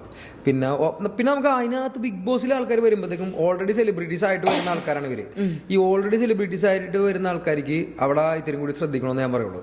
നമ്മളെപ്പോലത്തെ ആൾക്കാർക്ക് ഒന്നും ശ്രദ്ധിക്കാനില്ല, നമ്മളൊക്കെ കോമണറാണ്, ആർക്കും അറിയില്ല എന്താണ്. അപ്പം നമ്മൾ ഇവിടെ എങ്ങനെയാണ് ഉള്ളിലേക്ക് കയറിയത് ആ വിലയുടെ തന്നെ പുറത്തേക്ക് വരണം. ഇത് മാത്രമേ നമ്മുടെ ലക്ഷ്യമുള്ളൂ. അല്ലാതെ ഈ പറഞ്ഞ പോലെ അവിടെ പോയിട്ട് വില കളഞ്ഞിട്ട് വരരുത്. അപ്പോൾ നമ്മൾ അവിടെ ഏറ്റവും ജെന്യൂനായിട്ട് എന്താ കഴിഞ്ഞാൽ മനസ്സിലാക്കുന്ന ആൾക്കാർ മനസ്സിലാക്കും. ഒരു പക്ഷേ നമുക്ക് ആ ഒരു ഗെയിമിന് എന്താ പറയുക, ബിഗ് ബോസിൻ്റെ ഗെയിമായിട്ട് ആൾക്കാർക്ക് പുറത്ത് തോന്നണമെന്നില്ല. പക്ഷേ അവിടെ ഉള്ളിലുള്ള ആൾക്കാർക്ക് എങ്ങനെ ഫീൽ ചെയ്യുന്നുള്ളൂ. ഇപ്പം ഞാൻ ഇറങ്ങിയപ്പോൾ എല്ലാവരും കരഞ്ഞു, എല്ലാവരും ഹാപ്പി ആയിട്ട് ഇറങ്ങിയത്. എനിക്ക് ഹാപ്പിയാക്കി ഇറങ്ങണമെന്ന് പറഞ്ഞു. ഇപ്പം ഞാൻ അമ്മയെ കൊണ്ടുവരാൻ പറ്റി. ഇതൊക്കെ നമ്മൾ പുറത്തുനിന്ന് ഷോ കാണുമ്പോഴത്തേക്കും ഫാമിലി വീക്കിൽ നമ്മുടെ ഫാമിലി വരണമെന്ന് ആഗ്രഹിക്കുന്ന കാര്യമാണ്. പിന്നെ അതുകൂടാതെ എനിക്ക് ക്യാപ്റ്റൻ ആവാൻ പറ്റി, 3 തവണ ക്യാപ്റ്റൻസിയിൽ വന്ന്. ഇതൊക്കെ ഞാൻ ഈ ഷോയിൽ കയറുന്നതിന് മുമ്പ് ചിന്തിക്കുമോ ഞാൻ ഇത്രയൊക്കെ പോവും, 63 ദിവസം പോവും, 3 ആഴ്ച അടുപ്പിച്ച് ക്യാപ്റ്റൻസിയിൽ വരും, 5 ആഴ്ച നമ്മളുടെ കൺട്രോളിലാണ് ക്യാപ്റ്റൻസി ടീംസും എല്ലാം. കാരണം നിങ്ങൾ നോക്കിയാൽ മതി, ഇപ്പൊ നെവിൻ ക്യാപ്റ്റനായിരുന്നു, അഭിലാഷ് ക്യാപ്റ്റനായിരുന്നു, ഞാൻ ക്യാപ്റ്റനായിരുന്നു, പിന്നെ ജിഷിൻ അതിനിടയ്ക്ക് ക്യാപ്റ്റനായി. ഈ 4 ആഴ്ചയിലും നമ്മൾ ഇടുന്ന ടീമാണ് full, kitchen team, vessel team, ഇതൊക്കെ. അപ്പോൾ അവിടെ ഉണ്ടാവുന്ന എന്താ പറയുക, ഈ പറഞ്ഞ പോലെ ഓരോ പ്രശ്നങ്ങളായാലും ചിലപ്പോൾ അറിഞ്ഞുകൊണ്ട് നമ്മൾ പ്ലാൻ ചെയ്ത് ചെയ്യുന്നതായിരിക്കും. ഇപ്പോൾ ഒരു ചെറിയൊരു എക്സാമ്പിൾ പറഞ്ഞുതരാം. ഞാൻ ക്യാപ്റ്റനായിരുന്നപ്പോഴത്തേക്കും വെസൽ ടീമിൽ ജിഷിനും ജിസേലും അപ്പം തന്നെ ഒരു വെജിറ്റേറിയൻ ഇഷ്യൂ ഒക്കെ ഉണ്ടാക്കിയിട്ട് നിൽക്കുകയാണ് ആ സമയത്ത്. അപ്പോൾ എനിക്ക് മറ്റേ നോൺ വെജ് ആയിട്ടുള്ള ഇഷ്യൂ. അപ്പോൾ ഞാൻ എൻ്റെ ചിന്ത എന്ന് പറഞ്ഞു കഴിഞ്ഞാൽ വെസൽ ടീമിൽ അപ്പോൾ എന്തായാലും കഴുകാണ്ടിരിക്കാൻ പറ്റില്ല. 3 ദിവസം പണിപ്പുരയിൽ നിന്ന് കിട്ടിയാൽ നമുക്ക് ഭക്ഷണം, പണിപ്പുരയിൽ നിന്ന് കിട്ടിയാൽ നോൺ വെജ് ഉണ്ട്. അപ്പോൾ 3 ദിവസം ഇവർ കഴുകാണ്ടിരിക്കുമോ? ഇല്ലല്ലോ, കഴുകിയേ പറ്റൂ. അപ്പോൾ ഞാൻ ആലോചിക്കുമ്പോഴത്തേക്കും അപ്പം എന്തായാലും അവിടെ ഇടിയുണ്ടാവും. അപ്പോൾ ജിസേലും ജിഷിനും വാഷിങ്ങിൽ കയറട്ടെ. കാരണം ജിസേൽ എന്തായാലും പണിയെടുക്കാൻ പോകുന്നില്ല, ആര്യം വന്ന് ഹെൽപ്പ് ചെയ്യും. അപ്പോൾ ഇത് ഉറപ്പായിട്ട് നമുക്ക് പ്രിഡിക്റ്റ് ചെയ്യാവുന്ന കാര്യമാണ്. പക്ഷേ അപ്പോൾ അവിടെ അനീഷിനെ ക്യാപ്റ്റനാക്കി കഴിഞ്ഞാൽ ആര്യനും അനീഷും തമ്മിൽ ഇടിയായി. പിന്നെ മാത്രമല്ല അത് ജിസേലിനെ വന്ന് ഹെൽപ്പ് ചെയ്യാനും പറ്റില്ല, അനീഷ് സമ്മതിക്കില്ല. അനീഷിന്റെ ക്യാപ്റ്റൻസിക്ക് ഒരു കോട്ടമാണ്. പിന്നെ വേറെ പണിയെടുക്കാത്ത ഒരാളെയും കൂടി നമുക്ക് അതിനകത്ത് കയറ്റണം. അപ്പോൾ ആദിലെന്നെ കൂടി കയറ്റും, കാരണം അവള് പണിയെടുക്കില്ല. അങ്ങനെ ആ ആഴ്ചയിലെ ഇടികളൊക്കെ നോക്കിക്കഴിഞ്ഞാൽ മിക്കതും നമ്മ ഉണ്ടാക്കിയായിരിക്കും. അനീഷും ആദിലും കൂടി ഇടിയായി, അനീഷും ജിഷിനും കൂടി ഇടിയായി, അനീഷും ജിസേലും കൂടി കമ്പനിയായി, അനീഷും ആര്യനായിട്ട് ഇടികൾ ഉണ്ടായില്ല. എങ്ങനെയുണ്ട്? ഇതൊക്കെ നമ്മൾ അവിടെ ഇരുന്ന് ആസ്വദിക്കും. ആ കൊള്ളാം. എനിക്ക് നമുക്കൊക്കെ കണ്ടപ്പം വിഷമം തോന്നിയൊരു കാര്യമായിരുന്നു. ഭയങ്കര എനിക്കൊന്നു ഈ സീസൺ 7 നല്ല ജെനുവിനായിട്ട് അല്ലെങ്കിൽ ഭയങ്കര ബിഹേവ് ചെയ്യുന്ന രീതിയിലായാലും എല്ലാ രീതിയിലും നല്ല രീതിയിൽ നിന്ന ഒരു കുറച്ച് ആൾക്കാരിൽ ഒരാളാണ് ഒനിയൽ. അപ്പോൾ അതുകൊണ്ട് തന്നെ ഒരു സമയത്ത് എനിക്കും വിഷമം വന്നു. നമ്മൾ വിചാരിക്കാത്ത ഒരു കാര്യം നമ്മളിൽ പറഞ്ഞപ്പോൾ നമ്മളെപ്പറ്റി കുറ്റാരോപിതനാവുക എന്ന് പറയുന്നൊരവസ്ഥ, അത് നമുക്കും ഭയങ്കര കണ്ടപ്പം ഭയങ്കര ബുദ്ധിമുട്ട് വന്നു. അതിനുശേഷം മോനെ നീ അടിപൊളിയായിട്ട് കളിക്കുന്നുണ്ട്, നീ സമാധാനമായിട്ടിരിക്കുന്ന അമ്മ അത് ലാസ്റ്റ് വന്ന് ബിഗ് ബോസ് വന്നത് ക്ലിയർ ചെയ്തു. പക്ഷെ ആ ഒരു ടൈമില്ലേ നമ്മുടെ ജീവിതത്തിലൊക്കെ എല്ലാവർക്കും തെറ്റിദ്ധരിക്കപ്പെടുക, അല്ലെങ്കിൽ കാര്യമില്ലാത്ത കാര്യത്തിന് നമ്മളെ കുറ്റം പറയുക, അതും ചെറിയ കാര്യമല്ലായിരുന്നു. അത് ഭയങ്കര നൈസായിട്ടാണ് നിങ്ങൾ ഹാൻഡിൽ ചെയ്തത്. അപ്പോൾ അതെനിക്ക് കണ്ടപ്പോഴും ഭയങ്കര ആ ഒരു സമയത്ത് നമുക്ക് വിഷമം വരും. നിങ്ങളത് ആ സമയത്ത് ആരാണേലും കരഞ്ഞു പോകും. പെണ്ണുങ്ങൾക്ക് മാത്രം പറ്റുന്നൊരു സാധനമല്ലല്ലോ. അപ്പോൾ അത് നിങ്ങൾ നല്ല എങ്ങനെ അത്രയും വലിയൊരു അങ്ങനെ ഒരു പ്ലാറ്റ്ഫോമിൽ നിന്ന് നിങ്ങൾ ഭയങ്കര ലൈറ്റായിട്ടായിട്ട് ഹാൻഡിൽ ചെയ്തത്? അത് ലൈഫ് എക്സ്പീരിയൻസ് എന്ന് പറയാം. ഞാനൊരു വക്കീലാണ്. സോ ഒരു കേസ് കാണുമ്പോൾ ഞാൻ എന്നെ തന്നെ ഡിഫെൻഡ് ചെയ്യണമല്ലോ ഈ ഒരു കേസിൽ. അപ്പോൾ അങ്ങനെ ഒരു അവസ്ഥ വരുമ്പോഴത്തേക്കും പിന്നെ ഞാൻ അത് കണ്ടേക്കണത് സൂപ്പർമാൻ പടത്തിൽ ജയറാമിന് മാത്രമേ ഉള്ളൂ. അങ്ങനെ ഈ പറഞ്ഞ പോലെ ഒരു സ്വന്തം കേസ് ഡിഫെൻഡ് ചെയ്യണൊക്കെ. അപ്പോൾ അത് യൂഷ്വലി നമുക്ക് അങ്ങനെ വരില്ല. നമുക്കൊരു കേസ് ഡിഫെൻഡ് ചെയ്യണ സമയത്ത് നമ്മൾ ആ സമയത്ത് എങ്ങനെ റിയാക്ട് ചെയ്യുന്നത് വളരെ ഇമ്പോർട്ടൻ്റ് ആണ്. ഇപ്പോൾ ഈ മസ്താനിയുടെ ഒരു ഇഷ്യൂ പറഞ്ഞപ്പോഴത്തേക്കും മസ്താനി വന്നിട്ട് എൻ്റെ അടുത്ത് സംസാരിക്കണതല്ല, ആക്ച്വലി ലക്ഷ്മിയാണ് അത് വന്ന് സംസാരിക്കുന്നത്. അപ്പോൾ ആ ഒരു ഇഷ്യൂ പിന്നെ എനിക്ക് മനസ്സിലാവുള്ളൂ ഇത് എന്താണ് പ്രശ്നമെന്ന്. പ്രശ്നം പറഞ്ഞപ്പോൾ മസ്താനിയുടെ ഒരു ഇഷ്യൂ ആയിരുന്നു. മസ്താനിക്കൊരു ഇതിപ്പോൾ ഞാൻ മസ്താനിയുടെ ഫീലിങ്സിനെ സെക്യൂർ ചെയ്തു. മസ്താനിയോട് പറഞ്ഞു എന്തായാലും ഇതിൻ്റെ തെളിവ് വരട്ടെ ക്യാമറയുടെ, കാരണം എനിക്കറിയില്ല മസ്താനി. അപ്പോൾ ഞാനപ്പോൾ അവിടെ വീണായിട്ടാണ് എനിക്ക് തോന്നുന്നത്. അപ്പോൾ ആ സമയത്ത് എനിക്ക് അങ്ങനെ ഇത് അപ്പം മസ്താനിക്ക് ഒരുപക്ഷെ ഒരു സ്ത്രീയായ സ്ഥിതിക്ക് അങ്ങനെ ഒരു ഫീലിങ്സ് ഉണ്ടാവാം. ഓക്കെ, സ്വാഭാവികം. അപ്പോൾ ഞാനപ്പോൾ ഈ പറഞ്ഞ മസ്താനിയുടെ ഫീലിങ്സിനെ താഴ്ത്തരുതല്ലോ. Obviously not. എനിക്കത് കൊച്ചാക്കി കാണാൻ പറ്റില്ല. അപ്പം തന്നെ ഞാൻ റിയാക്ട് ചെയ്യുന്ന രീതി എന്ന് പറഞ്ഞു കഴിഞ്ഞാൽ നീ ഉറപ്പാണോ, നീ മറ്റേതാണോ, അങ്ങനെ ചെയ്ത് കഴിഞ്ഞാൽ എൻ്റെ വില അവിടെ പോയി. ഒനീൽ സാബു എന്നുള്ള വ്യക്തി പുറത്തും അങ്ങനെയല്ല. അപ്പം ഞാൻ അവിടെ എന്താണെന്ന് വെച്ചാൽ Mastani okay, I understand your feelings. നമുക്കൊരു കാര്യം, ഞാൻ സോറി പറഞ്ഞു മസ്താനിയോട്, വീണ്ടും സോറി പറയുന്നു. കാരണം എനിക്കറിയില്ലല്ലോ വാട്ട് യു ആർ ഫീലിംഗ്. കാരണം ഐ ക്യാൻ അണ്ടർസ്റ്റാൻഡ് നിൻ്റെ എന്ത് ഇൻസെക്യൂരിറ്റി ഉണ്ടാവും എന്നുള്ളത്. നമുക്കത് സോൾവ് ചെയ്യാം. മസ്താനിയായിട്ടുള്ള സംസാരിച്ചു, തീർന്നു. ലക്ഷ്മിയായിട്ടുള്ള ഇഷ്യൂ എന്ന് പറഞ്ഞാൽ, ലക്ഷ്മി കാണാത്തൊരു ഇഷ്യൂവിനെ എന്നെ വിളിച്ച പേരെന്ന് പറഞ്ഞാൽ ഞാനത് ഇൻറ്റൻഷനലി ചെയ്തു എന്നുള്ള രീതിയിലുള്ള പേരുകളും അങ്ങനത്തെ കാര്യങ്ങളും ഫോൾസ് അക്യൂസേഷനാണ്. ഇതിപ്പോൾ ഞാൻ അവിടെ നിന്നിട്ട് അയ്യോ ഓ എന്നൊക്കെ പറഞ്ഞിട്ട് നീയാണ് ഏറ്റവും വലിയ ഇത് മറ്റേന്നൊക്കെ പറഞ്ഞിട്ട് കാണിച്ചു കഴിഞ്ഞാൽ ഈ പറഞ്ഞ പോലെ ഒരു മെച്യൂരിറ്റി ഇല്ലാത്തൊരു പെരുമാറ്റമാണത്. ഇപ്പോൾ അവിടെ വേറെ പലവർക്കും ഇങ്ങനത്തെ ഇഷ്യൂസ് ഉണ്ടായിരുന്നു. ഓക്കെ, വുമൺ കാർഡ് കളിച്ചിട്ടോ അല്ലെ ജെൻഡർ കാർഡ് കളിച്ചിട്ടൊക്കെ അവർ റിയാക്ട് ചെയ്ത രീതി കാണുമ്പോൾ ആൾക്കാർക്ക് മനസ്സിലാവും എങ്ങനെയാണ് ഇതുവരെ ഈ ഹിസ്റ്ററിയിലുള്ള ഇതിലൊക്കെ. ഞാനപ്പോൾ എന്താ ചെയ്തതെന്ന് പറഞ്ഞു കഴിഞ്ഞാൽ, ഇതെനിക്ക് തെളിയിക്കാൻ പറ്റും. 70 ചില്ലാനും ക്യാമറാസ് ഉള്ളതല്ല. അപ്പം ഞാനൊന്നും കുറ്റം ചെയ്തിട്ടില്ലെന്ന് എനിക്ക് ഉറപ്പായിരുന്നു. ഇത് പുറത്തായിരുന്നെങ്കിൽ എൻ്റെ അവസ്ഥ ഒന്ന് ആലോചിച്ച് നോക്കുക. എൻ്റെ എന്നല്ല, ഇതിലൂടെ സഞ്ചരിക്കുന്ന എല്ലാവരുടെ അവസ്ഥ ഒന്ന് ആലോചിച്ച് നോക്കുക. തെളിയിക്കാൻ ഭയങ്കര ബുദ്ധിമുട്ടുള്ള കാര്യമാണ്. അപ്പോൾ ഇത് ഒരു ബിഗ് ബോസിനെ പോലത്തെ ഒരു പ്ലാറ്റ്ഫോമിലായതുകൊണ്ട് എനിക്ക് അഡ്രസ്സ് ചെയ്യാൻ പറ്റിയ 2-3 ഇഷ്യൂസ് ഞാൻ അവിടെ അഡ്രസ്സ് ചെയ്തു. ഒന്നെന്ന് പറഞ്ഞു കഴിഞ്ഞാൽ, ലക്ഷ്മി എന്ന് പറഞ്ഞ പേഴ്സൺ, പുള്ളിക്കാരത്തേക്ക് എന്തൊക്കെ ട്രോമ ലൈഫിൽ ഉണ്ടായിട്ടുണ്ടോ ഇല്ല എന്നുള്ളത് അവരെ നോക്കുന്നില്ല. അതിനുള്ള റീഹാബല്ല ബിഗ് ബോസ്. എന്നിട്ട് ആ ട്രോമ വേറെ ആരെങ്കിലും പുറത്ത് പ്രൊജക്റ്റ് ചെയ്യുക. അപ്പോൾ ആണുങ്ങളോട് വെറുപ്പ് നിങ്ങൾക്ക് വല്ല കാരണങ്ങളും ഉണ്ടെങ്കിൽ നിങ്ങളത് പ്രൊജക്റ്റ് ചെയ്ത് അവിടെ എല്ലാ ആണുങ്ങളുടെ എതിരെ പോകേണ്ട ആവശ്യമില്ല. ഞാൻ ആ സമയത്ത് പ്രത്യേകിച്ച് പറഞ്ഞായിരുന്നു മിസാൻഡ്രി, അതായത് ആൺവിരോധം. ഈ ഒരു സംഭവം എക്സിസ്റ്റ് ചെയ്യുന്നുണ്ട്. ഈ ആൺവിരോധത്തിൻ്റെ ഭാഗമായിട്ടാണ് ഇങ്ങനത്തെ ഒരു കാര്യങ്ങളൊക്കെ ഈ ഒരു ഇമോഷണൽ ലെവലിലേക്ക് കൊണ്ടുപോകുക, ഡീഗ്രേഡ് ചെയ്യുക ആണുങ്ങളെ. അപ്പോൾ ഈ പറഞ്ഞ പോലെ ഫോൾസ് അക്യൂസേഷൻ വരുമ്പോഴത്തേക്ക് ഒരു ആണ് ചിലപ്പോൾ തകർന്നു പോവാം, അയാൾ ചിലപ്പോൾ സൂസൈഡ് ചെയ്യാം, മെൻ്റലി ബ്രേക്ക് ഡൗൺ ആവാം, മെൽറ്റ് ഡൗൺ ആവാം. ഞാൻ മെൽറ്റ് ഡൗൺ ആവില്ല എന്നത് എൻ്റെ മനസ്സിൽ നേരത്തെ പറഞ്ഞിട്ടുള്ള ആളാണ്. അതായത് ഞാൻ ബിഗ് ബോസിൻ്റെ അടുത്ത് കൺഫെഷൻ റൂമിൽ പോയി സംസാരിക്കണമെന്ന് പറഞ്ഞ്, ഒബിയസ്ലി എനിക്ക് റൈറ്റ്സ് ഉണ്ട്. ഇങ്ങനെ ഒരു സംഭവം വരുമ്പോൾ ഞാൻ എന്തായാലും തെറ്റ് ചെയ്തിട്ടില്ലെന്ന് എനിക്കറിയാം. അപ്പോൾ സിവിൽ ഡിഫമേഷൻ എനിക്ക് ഫയൽ ചെയ്യാൻ പറ്റും പുറത്ത്. ജിയോ ഹോട്ട്സ്റ്റാറിനെയും ബിഗ് ബോസിനെയും ഏഷ്യാനെറ്റിനെയും പാർട്ടിയാക്കാതെ പുറത്ത് ഈ പേഴ്സണിനെതിരെ സിവിൽ ഡിഫമേഷൻ എനിക്ക് ഫയൽ ചെയ്യാം. പക്ഷെ അതിനെനിക്ക് ഇതാദ്യം തെളിയിക്കണം. അതിന് ജിയോ ഹോട്ട്സ്റ്റാറും ബിഗ് ബോസും ഏഷ്യാനെറ്റിനോട് എനിക്ക് നന്ദിയുണ്ട്, ലാലേട്ടനോടും. അന്നത്തെ ദിവസം ഈ ഒരു വീഡിയോ ഫുട്ടേജ് കാണിച്ചത് തെളിയിച്ചു തന്നതിനും പിന്നെ എൻ്റെ അമ്മയെ വിളിച്ചതിനൊക്കെ. കാരണം ഞാൻ ആ കൺഫെഷൻ റൂമിൽ പോയി സംസാരിച്ചത് ഇങ്ങനെ ഒരു ഇഷ്യൂ ഉണ്ടാകുമ്പോൾ പുറത്തു പോകുന്ന മെസ്സേജ് തെളിയുന്നവരെ ഞാനൊരു എന്താണ് അതിൻ്റെ പേര്, സെക്ഷുവൽ ഒഫൻഡറാണ്. ഈ സെക്ഷുവൽ ഒഫൻഡർ ആക്കുക എന്ന് പറഞ്ഞാൽ ഭയങ്കര ബുദ്ധിമുട്ടുള്ള കാര്യമാണ്. അതായത് നമുക്ക് ഒരു മീ ടു എന്ന് പറയുന്ന ഒരു ക്യാമ്പയിൻ അറിയാലോ. അപ്പോൾ അത് ശരിക്കുള്ള ഒരു സംഭവം ഉണ്ടായപ്പോൾ ഹാർവി വെയിൻസ്റ്റൈൻ എന്ന് പറഞ്ഞ വ്യക്തിക്കെതിരെ പോയ ഒരു വലിയ മൂവ്മെൻ്റാണ് ഓക്കെ മീ ടു. പക്ഷേ അതിൻ്റെ ഈ പറഞ്ഞ പോലെ അതിൻ്റെ ഒരു റേഞ്ച് ഓഫ് ഇതിലേക്ക് ഈ പറഞ്ഞ പോലെ വരുന്ന ഓരോ കേസുകളുണ്ടല്ലോ. അപ്പോൾ എല്ലാവരും സെക്ഷുവൽ ഒഫൻഡേഴ്സാണ്. എനിക്ക് സ്വന്തമായിട്ട് ഞാൻ എന്തോ ഒരു കമ്മ്യൂണിറ്റി നടത്തുന്ന ആളാണ്. ഇത്രയും കാര്യങ്ങളിലൊക്കെ എൻ്റെ കരിയറിനെ ബാധിക്കുന്നതാണ് ഇങ്ങനെ ഒരു സെക്ഷുവൽ ഒഫൻഡർ എന്നുള്ള റിമാർക്ക് വരുമ്പോൾ.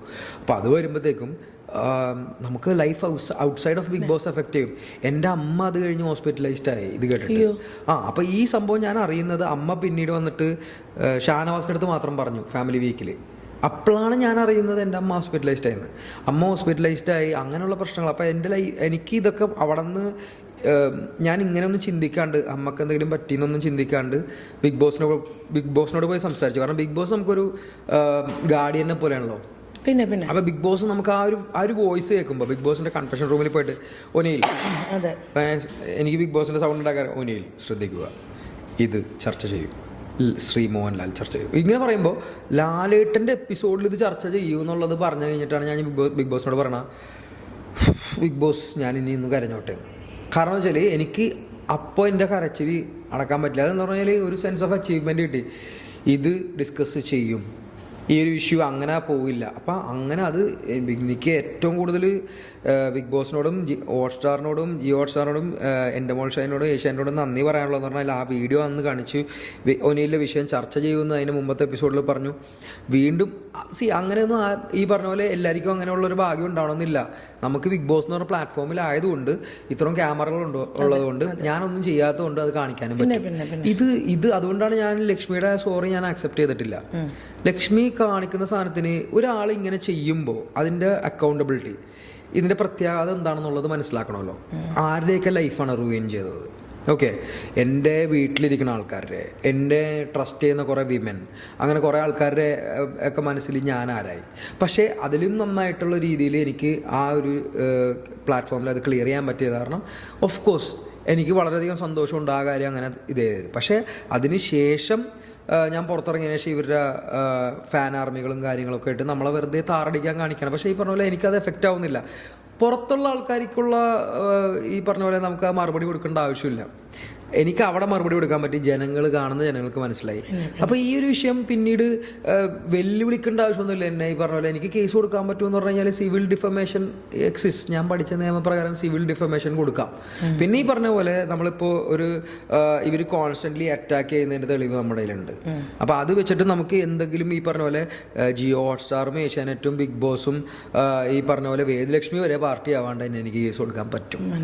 അപ്പോൾ ഈ പറഞ്ഞ പോലെ അതൊക്കെ അതിൻ്റെ എനിക്ക് എന്തൊക്കെ ലീഗലി അവൈലബിൾ ആണെന്നുള്ളത് എനിക്ക് അതിന് വ്യക്തമായിട്ടുള്ള ധാരണയുണ്ട്. അതിനനുസരിച്ച് ഞാൻ സംസാരിക്കാറുള്ളൂ. അപ്പോൾ അന്നത്തെ ഇഷ്യൂ ഈ പറഞ്ഞ പോലെ എൻ്റെ ഒരു പക്ഷേ ഇത്രയും വർഷത്തെ എക്സ്പീരിയൻസിൽ ഒരു കേസ് അങ്ങനെ റിസോൾവ് ചെയ്യാന്നുള്ളത് എനിക്കതിന് ധൈര്യമുണ്ട്. ആ പറഞ്ഞ പോലെ അതിൽ അങ്ങനെ നിൽക്കാം. പക്ഷേ ലക്ഷ്മിനെ കൊണ്ട് ഞാൻ മാപ്പ് പറയിപ്പിച്ച ആരോടാണ്? ഞാൻ മാപ്പ് പറയിപ്പിച്ചത് ഇത് കൊണ്ട് അനുഭവിക്കുന്ന കുറേ പുരുഷന്മാരുണ്ട്. പുരുഷന്മാരെന്ന് സ്പെസിഫിക്കലി പറയാൻ ഇതൊരു വിമൻ കൊണ്ടുവന്ന അറ്റാക്ക് ആയതുകൊണ്ട് ഇങ്ങനെ സഫർ ചെയ്യുന്ന വിമനും ഉണ്ടാവും. പക്ഷേ ആ സമയത്ത് സ്പെസിഫിക്കലി ലക്ഷ്മി ഒരു മിസ്ആൻഡ്രിസ്റ്റാണ്. ലക്ഷ്മി എല്ലാവരും നാർസിസിസ്റ്റ് എന്ന് വിളിക്കുന്ന ആളാണ്. ലക്ഷ്മി സ്വയം ആൽഫ ഫീമെയിൽ എന്ന് വിളിക്കുന്ന ആളാണ്.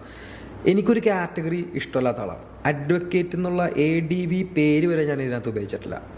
ഞാൻ അഡ്വക്കേറ്റ് ആണ്, ഓക്കെ, അല്ലെങ്കിൽ ഞാൻ ലോയർ ആണെന്നുള്ളത് എൻ്റെ പെരുമാറ്റത്തിൽ മനസ്സിലാക്കിയാൽ മതി. ആൾക്കാർക്ക് മനസ്സിലാവും. ഇപ്പോൾ ഈ പറഞ്ഞാൽ ഈ മെച്യൂരിറ്റിയോടെ ഡീൽ ചെയ്തത് എങ്ങനെയാണ്. കാരണം ഇയാളൊരു അഡ്വക്കേറ്റ് ആയിരുന്നു, 10 വർഷം വക്കീലായിട്ട് പ്രാക്ടീസ് ചെയ്താണ്. പിന്നെ ഞാൻ പഠിക്കണ സമയത്ത് പഠിച്ചിട്ടുണ്ട് അവരായിരിക്കും, ഇപ്പോഴും പഠിച്ചുകൊണ്ടിരിക്കുന്നു. അപ്പോൾ എൻ്റെ പഠിപ്പിൻ്റെ പുറത്ത് എനിക്കുള്ള വിശ്വാസം ഉണ്ടല്ലോ, ആ വിശ്വാസമാണ് എനിക്ക് അവിടെ ധൈര്യം തന്നത്. ഇല്ല, നീ തെറ്റൊന്നും ചെയ്തിട്ടില്ല, അപ്പം നിനക്ക് തെളിയിക്കാൻ പറ്റും.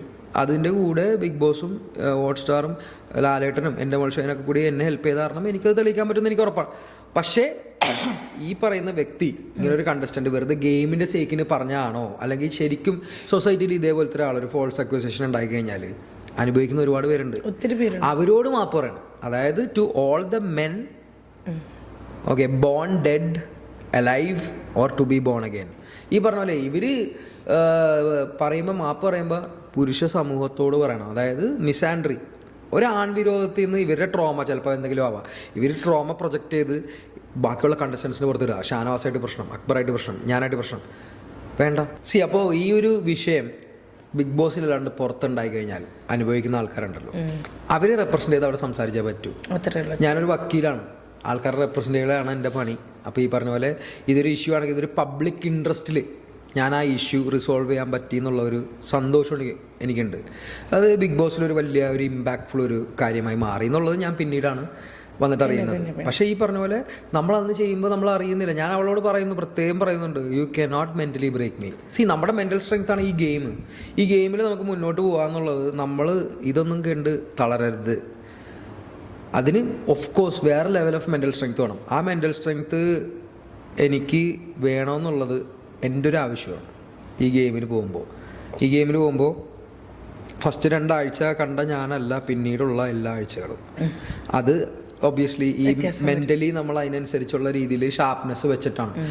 പുറകെ ആൾക്കാർ കുത്തും, ആൾക്കാർ കളിയാക്കും, പരിഹസിക്കും, പുറത്ത് പലതും പോവും. അതൊന്നും ചിന്തിക്കേണ്ട ആവശ്യമില്ല. ഗെയിം കളിക്കുക. ഗെയിമിൽ ഈ പറഞ്ഞ പോലെ നമ്മൾ ഹൗസ് മേറ്റ്സ് ആയിട്ടുള്ള ഒരു കണക്ഷൻ ഉണ്ടല്ലോ, അതെല്ലാവർക്കും ഉണ്ടാവും. ആ കണക്ഷൻ നമ്മൾ വേണമെന്ന് വെച്ചിട്ടാണ്. ചിലപ്പോൾ ചിലവരെ നമ്മൾ ഗെയിമറായിട്ട് കൂട്ടിയിട്ടുണ്ടാവില്ല. അവരായിട്ട് നമുക്ക് കൂട്ടിയിട്ടുണ്ടാകാത്ത ഒരാൾ ലക്ഷ്മി. ഓക്കെ, ഒബിയസ്ലി ഞാൻ അങ്ങനെ ബാക്കി ആൾക്കാരൊക്കെ ഈ പറഞ്ഞ പോലെ സർഫസ് ലെവൽ നമ്മൾ ഒരു ചെമ്മീൻ ചാടിയ മുട്ടോളം എന്ന് പറയാനല്ലേ, ഒരു സർഫസ് ലെവൽ നോളജ് വെച്ചിട്ട്, ഗൂഗിൾ ലെവൽ നോളജ് വെച്ചിട്ട് എൻ്റെ മുമ്പിൽ വന്നിട്ട് സംസാരിക്കുമ്പോൾ എനിക്കത് ഈസി ആയിട്ട് പൊട്ടിക്കാം. കാരണം എന്ന് വെച്ചാൽ അത് ഡീപ്പല്ലാണ്ട് സംസാരിക്കുന്ന ആൾക്കാരുണ്ടല്ലേ, അവരാണ് ഇതുപോലത്തെ കാര്യങ്ങളൊക്കെ യൂഷ്വലി ചെയ്യുക. അപ്പം നമ്മളുടെ ലൈഫ് എക്സ്പീരിയൻസിൽ ഇത്രയും വർഷം കണ്ട ആൾക്കാരിൽ ഡീപ്പല്ലാത്ത ആൾക്കാർ എൻ്റെ കൂടെ ഒരു ഡിബേറ്റിന് വന്നിട്ട് എപ്പോഴും തോറ്റില്ല. ഞാൻ ഡിബേറ്റർ ആയിരുന്നു സ്കൂളിൽ. അപ്പോൾ ഡീപ്പ് ലെവൽ നോളജ് ഇല്ലാണ്ട് ഒരു കാര്യത്തിനെ പറ്റി ഞാനും സംസാരിക്കാറില്ല. Little knowledge is a dangerous thing എന്ന് പറയില്ലേ. അതായത് അങ്ങനെ ഒരു ഇമേജ് എനിക്കില്ല. എൻ്റെ അച്ഛനും പറഞ്ഞിട്ടുണ്ട് ഈ പറഞ്ഞ പോലെ, അങ്ങനെ don't strive to be with little knowledge. എന്തെങ്കിലും ഒരു കാര്യം അറിയാതെ സംസാരിക്കരുത്, അത്രേ ഉള്ളൂ. അറിയാണ്ട് സംസാരിക്കുമ്പോൾ നമ്മൾ ഉണ്ടാക്കുന്ന എത്രത്തോളം ഡാമേജ് ഉണ്ടെന്നുള്ളത് അത് മനസ്സിലാക്കണം. അത് മനസ്സിലാക്കാനുള്ള എബിലിറ്റി വേണം. അതാണ് അക്കൗണ്ടബിലിറ്റി. ആ അക്കൗണ്ടബിലിറ്റി ലക്ഷ്മിക്ക് ഇപ്പോഴും ഇല്ല. അപ്പോൾ ഈ പറഞ്ഞ പോലെ പുറത്തിറങ്ങിയിട്ട് കൊടുക്കുന്ന സ്റ്റേറ്റ്മെൻറ്റ്സിൽ അപ്പോൾ ആ അക്കൗണ്ടബിലിറ്റി വേണമെന്നുള്ളത് എൻ്റെയും കൂടി ആവശ്യമാണ് for all those who I represent. അതുകൊണ്ടാണ് ഞാൻ ബിഗ് ബോസിൽ നിന്ന് ഇറങ്ങിയിട്ട് എനിക്ക് ഏറ്റവും പ്രശ്നം സൈബർ അറ്റാക്ക് ആയിരുന്നു. ഞങ്ങളുടെ ആ സീസണിൽ ഭയങ്കര, കാരണം ഈ സംഭവമൊക്കെ തുടങ്ങുന്ന വർഷമാണ്. ഫസ്റ്റ് സീസണിൽ അത്രയും പ്രശ്നമില്ലായിരുന്നു. സെക്കൻഡ് സീസണിലാണ് ആർമികൾ, ഈ വഴക്ക്, പിന്നെ ഒരു 3-4 മാസം കോവിഡ് ആയതുകൊണ്ട് എല്ലാവരും ഈ സോഷ്യൽ മീഡിയ തന്നെയായിരുന്നു. അപ്പം അങ്ങനെ സൈബർ അറ്റാക്ക് വീട്ടിലുള്ളവരെ വരെ ചീത്ത വിളിച്ച, എൻ്റെ വീട്ടിലുള്ളവരെയും എൻ്റെ മോനെ വരെ ചീത്ത വിളിച്ച ആൾക്കാരെല്ലാവരും. സോ അങ്ങനെ നിങ്ങൾക്ക് ഇറങ്ങിയതിന് ശേഷം ഭയങ്കര സൈബർ ബുള്ളിങ് ഉണ്ടായോ? എനിക്ക് അറിയില്ല, പേഴ്സണൽ എക്സ്പീരിയൻസാണ് ഞാൻ ചോദിക്കുന്നത്. നമ്മൾ നെറ്റിൽ വന്ന് താഴെ വന്ന് കമൻറ്റ് ചെയ്യുന്നതല്ല. മറ്റേ എനിക്കൊക്കെ മെസ്സേജ് അയച്ചിട്ടുണ്ടായിരുന്നു, എന്നെ കൊല്ലുമെന്നൊക്കെ പറഞ്ഞിട്ട്, നിന്നെ അങ്ങനെ ചെയ്യുമെന്നൊക്കെ പറഞ്ഞ്, നീ ഇങ്ങോട്ട് വാടി, ഇതൊന്ന് കഴിഞ്ഞോട്ടെ എന്നൊക്കെ പറഞ്ഞിട്ട് എനിക്ക് മെസ്സേജുകൾ ഉണ്ടായിരുന്നു. അങ്ങനെ നിങ്ങൾക്ക് പേഴ്സണലി വന്നിട്ട് ചീത്ത വിളിക്കുക? ആ ബിഗ് ബോസ് ഹൗസിൽ തന്നെ ആരും എൻ്റെ അടുത്ത് വന്നിട്ട് ഇങ്ങനെ മുട്ടാറില്ല. ഞാൻ ചോദിച്ചത് ഈ പേഴ്സണലി വന്നിട്ട് തലയുള്ളവരല്ല, തലയില്ലാത്തവരാണല്ലോ ഈ വന്ന് കമന്റ് ചെയ്യുന്നത്. നമ്മൾ ഇഗ്നോർ ചെയ്തപ്പോൾ അങ്ങനത്തെ സൈബർ ബുള്ളിങ്ങേ നിങ്ങൾക്ക് ഫീൽ ചെയ്തില്ല? സൈബർ ബുള്ളിങ് ഒക്കെ ഉണ്ട്. അത് അവർ ട്രൈ ചെയ്യണല്ലേ ബുള്ളി ചെയ്യാൻ വേണ്ടി. ഞാൻ ബുള്ളി ആവുന്നില്ലല്ലോ. ഈ പറഞ്ഞ പോലെ നിങ്ങൾ ട്രൈ ചെയ്യൂ, പ്ലീസ് കീപ് ട്രൈ. നല്ല കാര്യമല്ലേ? കുറെ ആൾക്കാർ നമ്മളെ തെറി വിളിക്കാറുണ്ടെന്ന് പറഞ്ഞാൽ നമ്മൾ അത്ര ഫേമസ് അല്ലേ? ഓ അല്ല, അവരും തെറി വിളിക്കട്ടെ പ്ലീസ്. നമുക്കിപ്പോൾ ഡെയിലി ഇറങ്ങുമ്പോൾ ഇന്ന് എൻ്റെ അമ്മക്ക് ആര് വിളിച്ച് ഒരു 10,000 പേര്, ഇന്ന് എനിക്കിട്ട് ആര് വിളിച്ച്, ഓ ഓക്കെ അടിപൊളി, ഇതൊക്കെ കണ്ട് രസിക്കാമല്ലോ, നമുക്ക് ചിരിക്കാം. എന്നിട്ട് ഓ സില്ലി പീപ്പിൾ.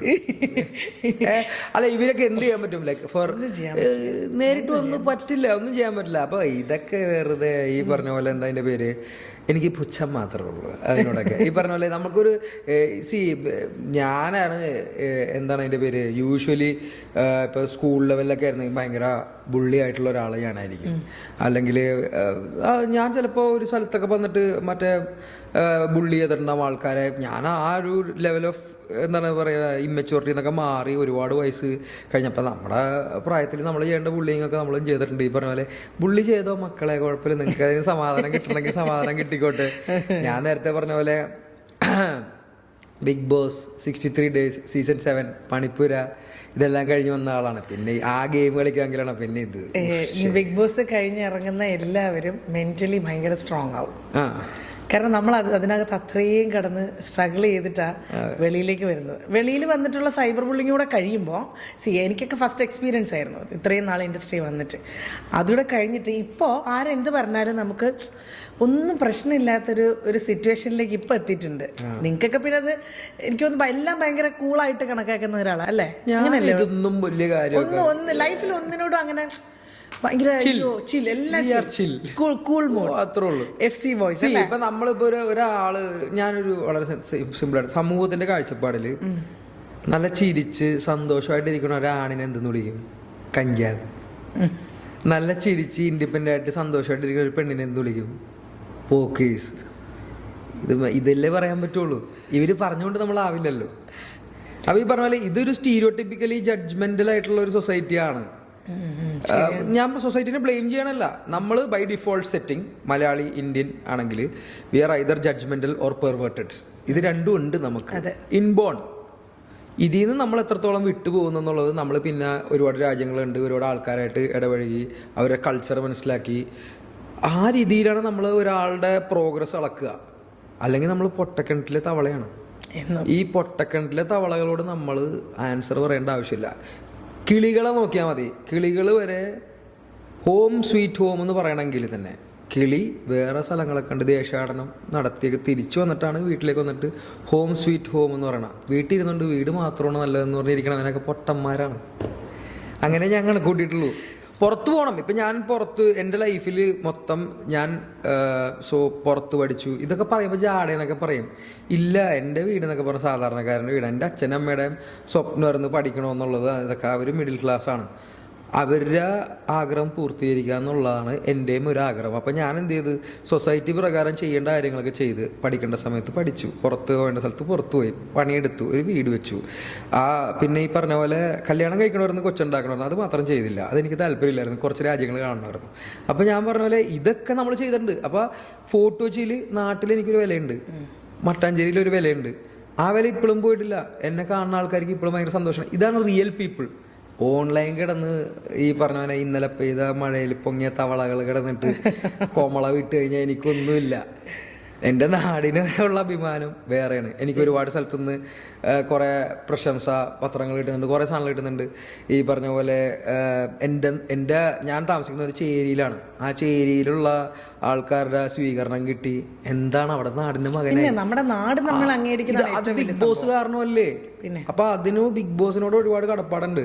ബാക്കി ഞാൻ പറഞ്ഞ പോലെ നമ്മളിപ്പോ ഞാൻ പണ്ട് ആലോചിക്കും, ഒരു എഞ്ചിനീയർ ചേച്ചിനെ കളിയാക്കും ഒരുപാട് പേര് ഇംഗ്ലീഷ് സംസാരിക്കുന്ന രീതിയിൽ എന്ന് പറഞ്ഞ് പുള്ളിക്കാരത്ത് ഇംഗ്ലീഷ് പറയണത് നിർത്തിയ ഇല്ലല്ല. പൃഥ്വിരാജിനെ കളിയാക്കും ആൾക്കാർ, ജാടയാണെന്ന് പറഞ്ഞു എന്നും പറഞ്ഞ് പൃഥ്വിരാജ് സ്റ്റൈലായിട്ട് നടക്കണത് നിർത്തിയ ഇല്ല. അത്രേ ഉള്ളൂ. അപ്പോൾ ഈ പറഞ്ഞ പോലെ ഇവരൊക്കെ നമ്മുടെ ഇൻസ്പിറേഷനാണ്. സെൽഫ് ഡ്രിവൺ, സെൽഫ് മോട്ടിവേറ്റഡ് ആയിട്ടുള്ള ഇൻഡിവിജ്വൽസ്. ഈ സെൽഫ് മോട്ടിവേറ്റഡ്, സെൽഫ് ഡ്രിവൺ ആയിട്ടുള്ള ആൾക്കാർക്ക് ഒരു ഗ്രൂപ്പിൻ്റെ ആവശ്യമില്ല, വേറെ ആരുടെ അംഗീകാരം. We don't look for validation. എനിക്കിപ്പോൾ ഞാൻ ചെയ്യണ കാര്യം ശരിയാണെന്ന് നീ പറയേണ്ട ആവശ്യമില്ല. അതെൻ്റെ ശരി, എൻ്റെ ശരി, എൻ്റെ തീരുമാനങ്ങളല്ലേ. ഞാൻ അങ്ങനെ ഒറ്റയ്ക്ക് സിംഗിളായിട്ട് ജീവിക്കുന്ന ഒരാളാണ്.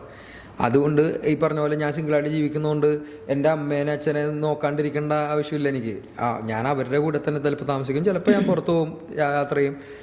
ഞാൻ അതൊക്കെ ഈ പറഞ്ഞ പോലെ ഇതൊക്കെ സമൂഹത്തിൻ്റെ കാഴ്ചപ്പാട് നമുക്ക് എല്ലാം മാറ്റാനൊന്നും പറ്റില്ല. നമ്മൾ നമ്മളുടെ രീതിയിൽ ഹാപ്പി ആയിട്ട് ജീവിക്കുക.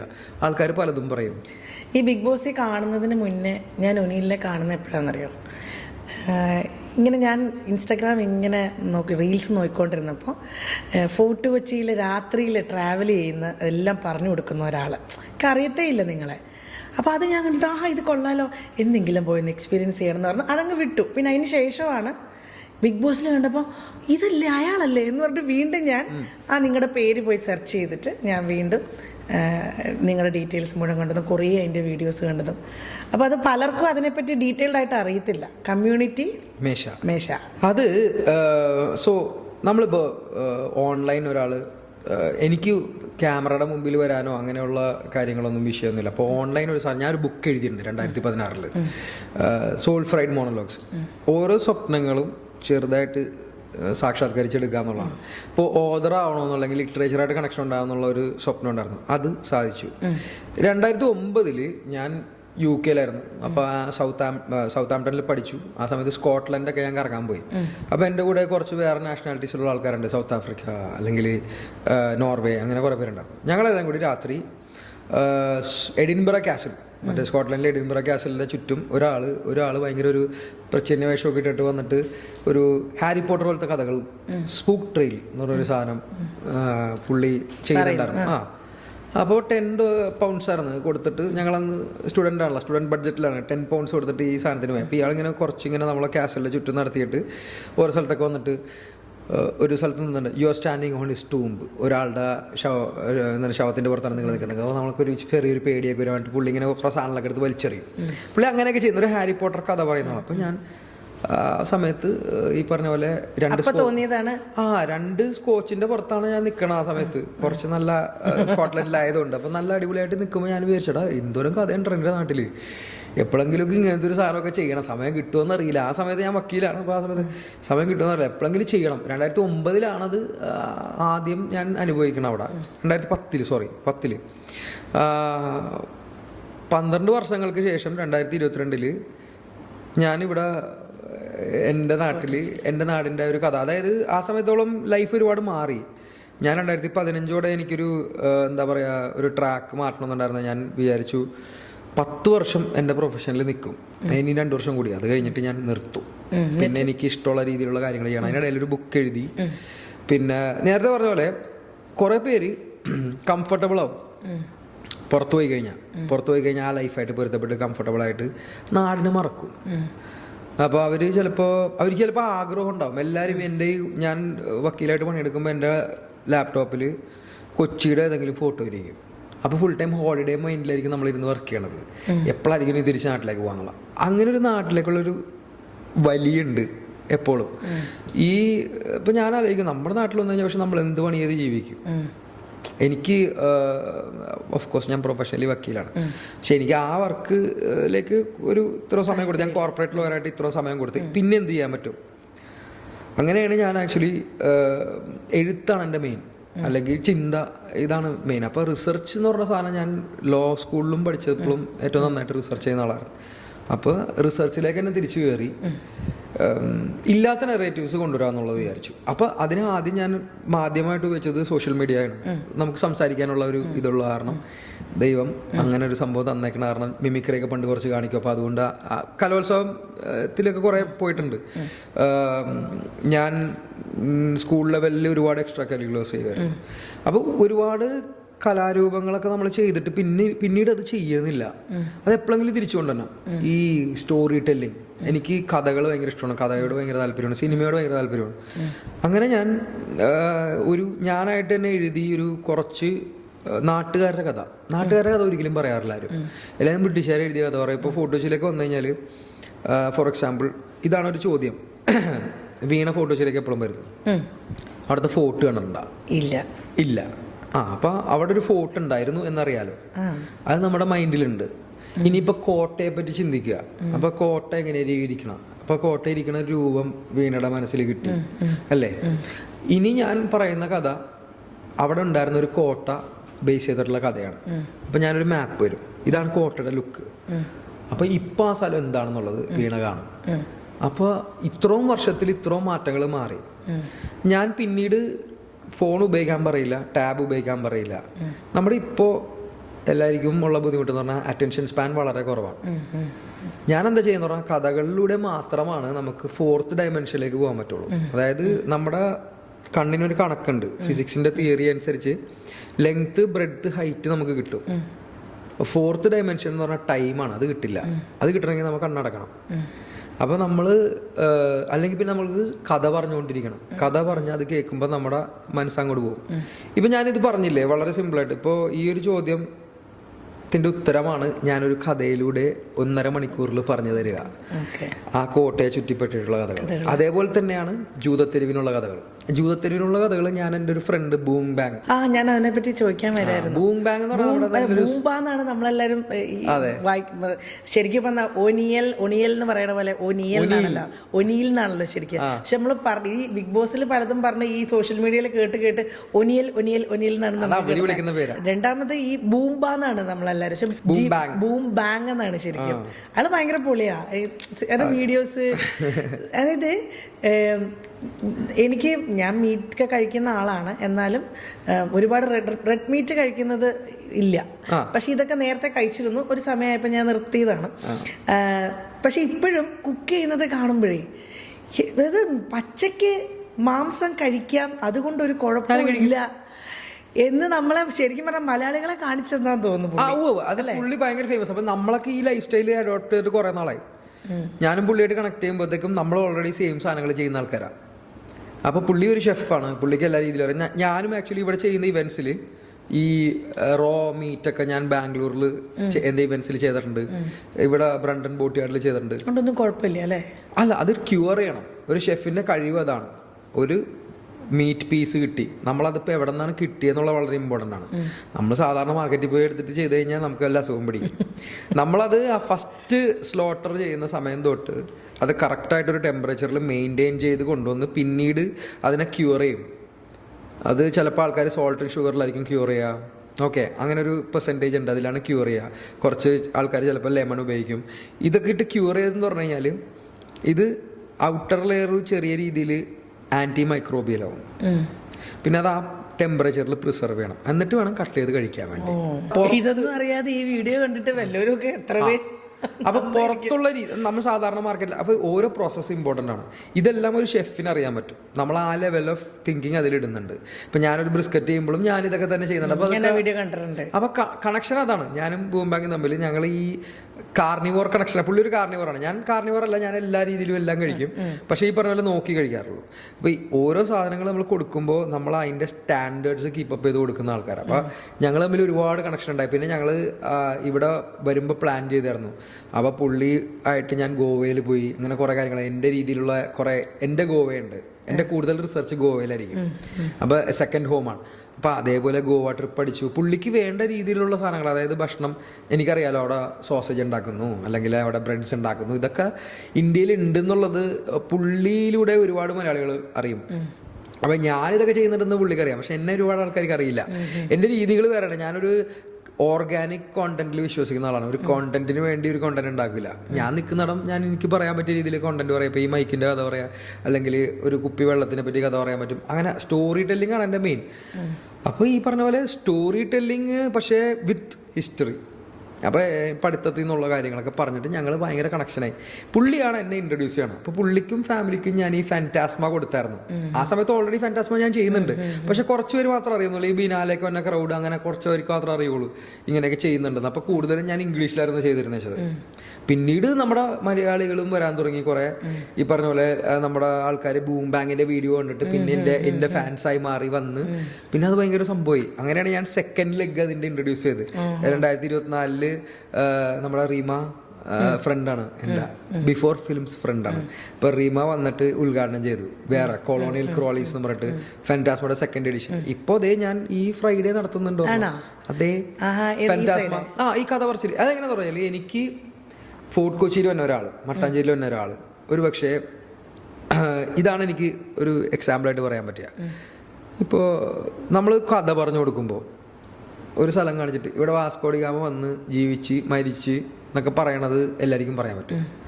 അതെന്ന് പറഞ്ഞു കഴിഞ്ഞാൽ അവിടെ എഴുതിയും വെക്കാൻ പറ്റും കേരള ടൂറിസം ബോർഡിന്. പക്ഷെ അത് ചെയ്തിട്ടില്ല. അപ്പം ഞാൻ ചെയ്യുന്ന പരിപാടി എന്ന് പറഞ്ഞു കഴിഞ്ഞാൽ ഒരു ആക്ഷേപഹാസ്യം മാതിരിയാണ്, മനസ്സിലായി, ചാക്യാർ കൂത്ത് മാതിരിയാണ്. അതായത് ഞാൻ ആക്ച്വലി ചെയ്യുന്നതെന്ന് വെച്ചാൽ ചിലപ്പോൾ ഒരു സ്ഥലത്തേക്ക് പോകുമ്പോൾ ആൾക്കാരുടെ ഇൻട്രസ്റ്റ് എന്തിലാണെന്ന് നോക്കണം. സിനിമയിലാണെങ്കിൽ വളരെ എളുപ്പം ഞാൻ എസ്ര കണ്ടിട്ടുണ്ടാവും ചോദിക്കും. കണ്ടിട്ടുണ്ട്, ഓക്കെ. അപ്പം ഡിബുക്ക് അറിയോ? ഡിബുക്ക് ഒരു പേടി വന്ന സാധനം. അതെ. അപ്പം അതിൻ്റെ ശക്തി എന്താണെന്ന് അറിയണ്ടേ? അറിയണം. പക്ഷെ അപ്പോഴത്തേക്കും കൂടുതൽ പേടിക്കുമല്ലോ. പിന്നെ ഞാൻ കുറച്ച് ജൂയിഷ് മിസ്റ്റിസിസവും ഈ കബാല എന്ന് പറഞ്ഞ പ്രാക്ടീസിനെ പറ്റി സംസാരിച്ചിട്ട് ഡിബുക്കിനെ പറ്റി ഇൻട്രൊഡ്യൂസ് ചെയ്തിട്ട് ഒരു സ്ഥലത്തേക്ക് കൊണ്ടുപോകും. അപ്പോൾ അവിടുത്തെ കഥകൾ പറയും. ഇങ്ങനെയാണ് നമ്മുടെ കഥ പറയുന്ന രീതി. അപ്പോൾ ആൾക്കാരോട് ഞാൻ ആക്ച്വലി സിനിമ എൻ്റെ ഒരു മീഡിയമാണ്. സിനിമ കണ്ടവരാണെങ്കിൽ എനിക്ക് കുറച്ചും കൂടി കൂടുതൽ എളുപ്പമാണ് സംസാരിക്കാൻ വേണ്ടി. പിന്നെ ഞാൻ അവരോട് പറയുന്നത്, ഇപ്പോൾ വീണയോട് ഞാൻ ഒരാളുടെ ഒരു ക്യാരക്ടറിനെ ഇൻട്രൊഡ്യൂസ് ചെയ്യുന്നു. വീണ മനസ്സിൽ ഒരു രൂപം വരച്ചു, അതിരുന്നോട്ടെ എന്ന് വിചാരിക്കും, മാറ്റില്ല. ടാബ് ഉപയോഗിക്കില്ല, ഫോൺ ഉപയോഗിക്കില്ല. ഇങ്ങനെ ഒരാളുണ്ടായിരുന്നു, പക്ഷെ അയാളുടെ രൂപം നിങ്ങൾ സ്വയം വരച്ചത് വരിക എന്നുള്ളതാണ്. അങ്ങനെ ഒരു പുതിയൊരു സ്റ്റോറി ടെല്ലിംഗ് സെഷൻ തുടങ്ങിയതാണ് സ്പൂക്ക് ട്രെയിലായിട്ട്.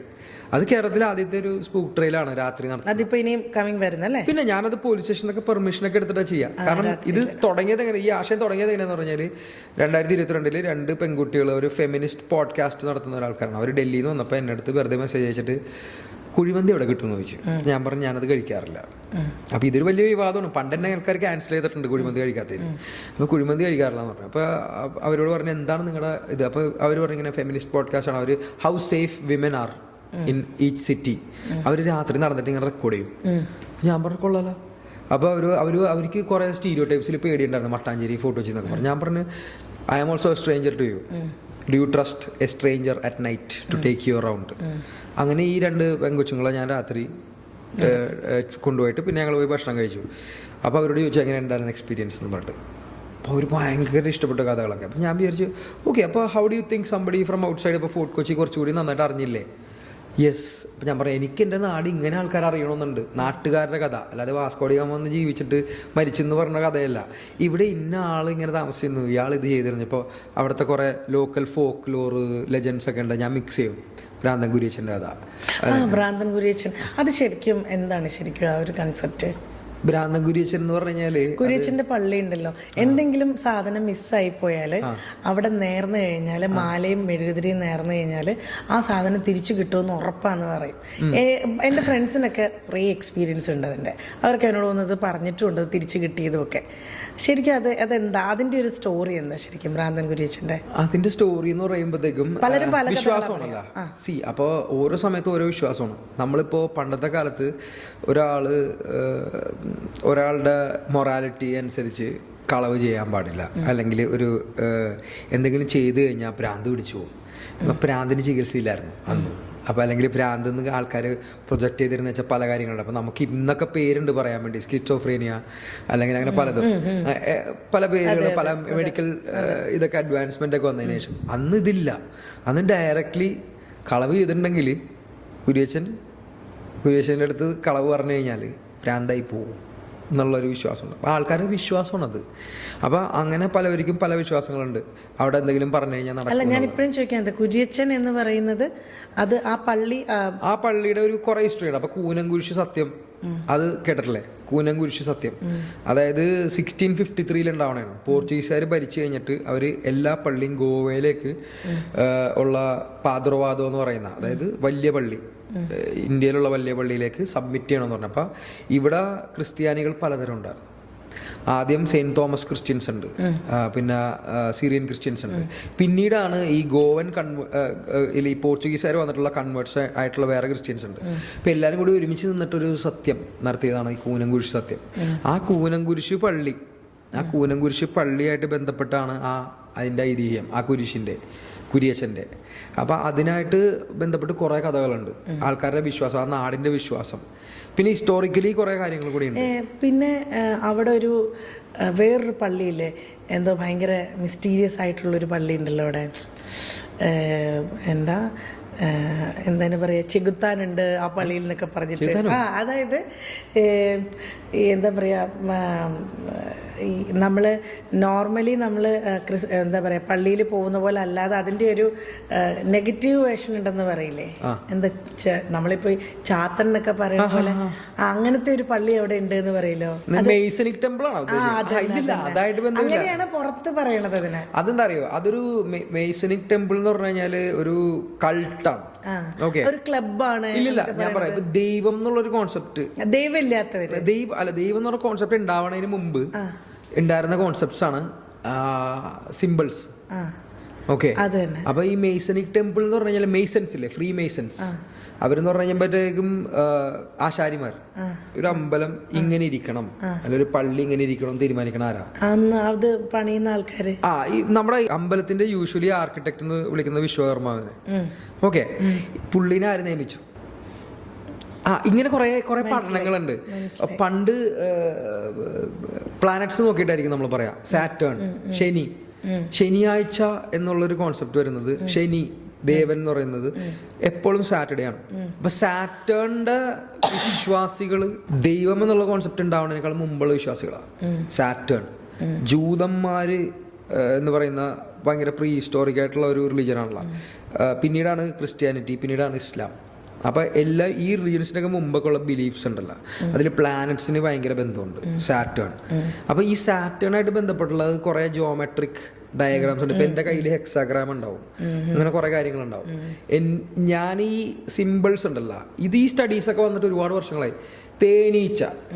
തേനീച്ചയില്ലേ, തേനുണ്ടാക്കുന്നത് എല്ലാം ഒരു കളത്തിലാണ്, കണ്ടണ്ട ഹെക്സ.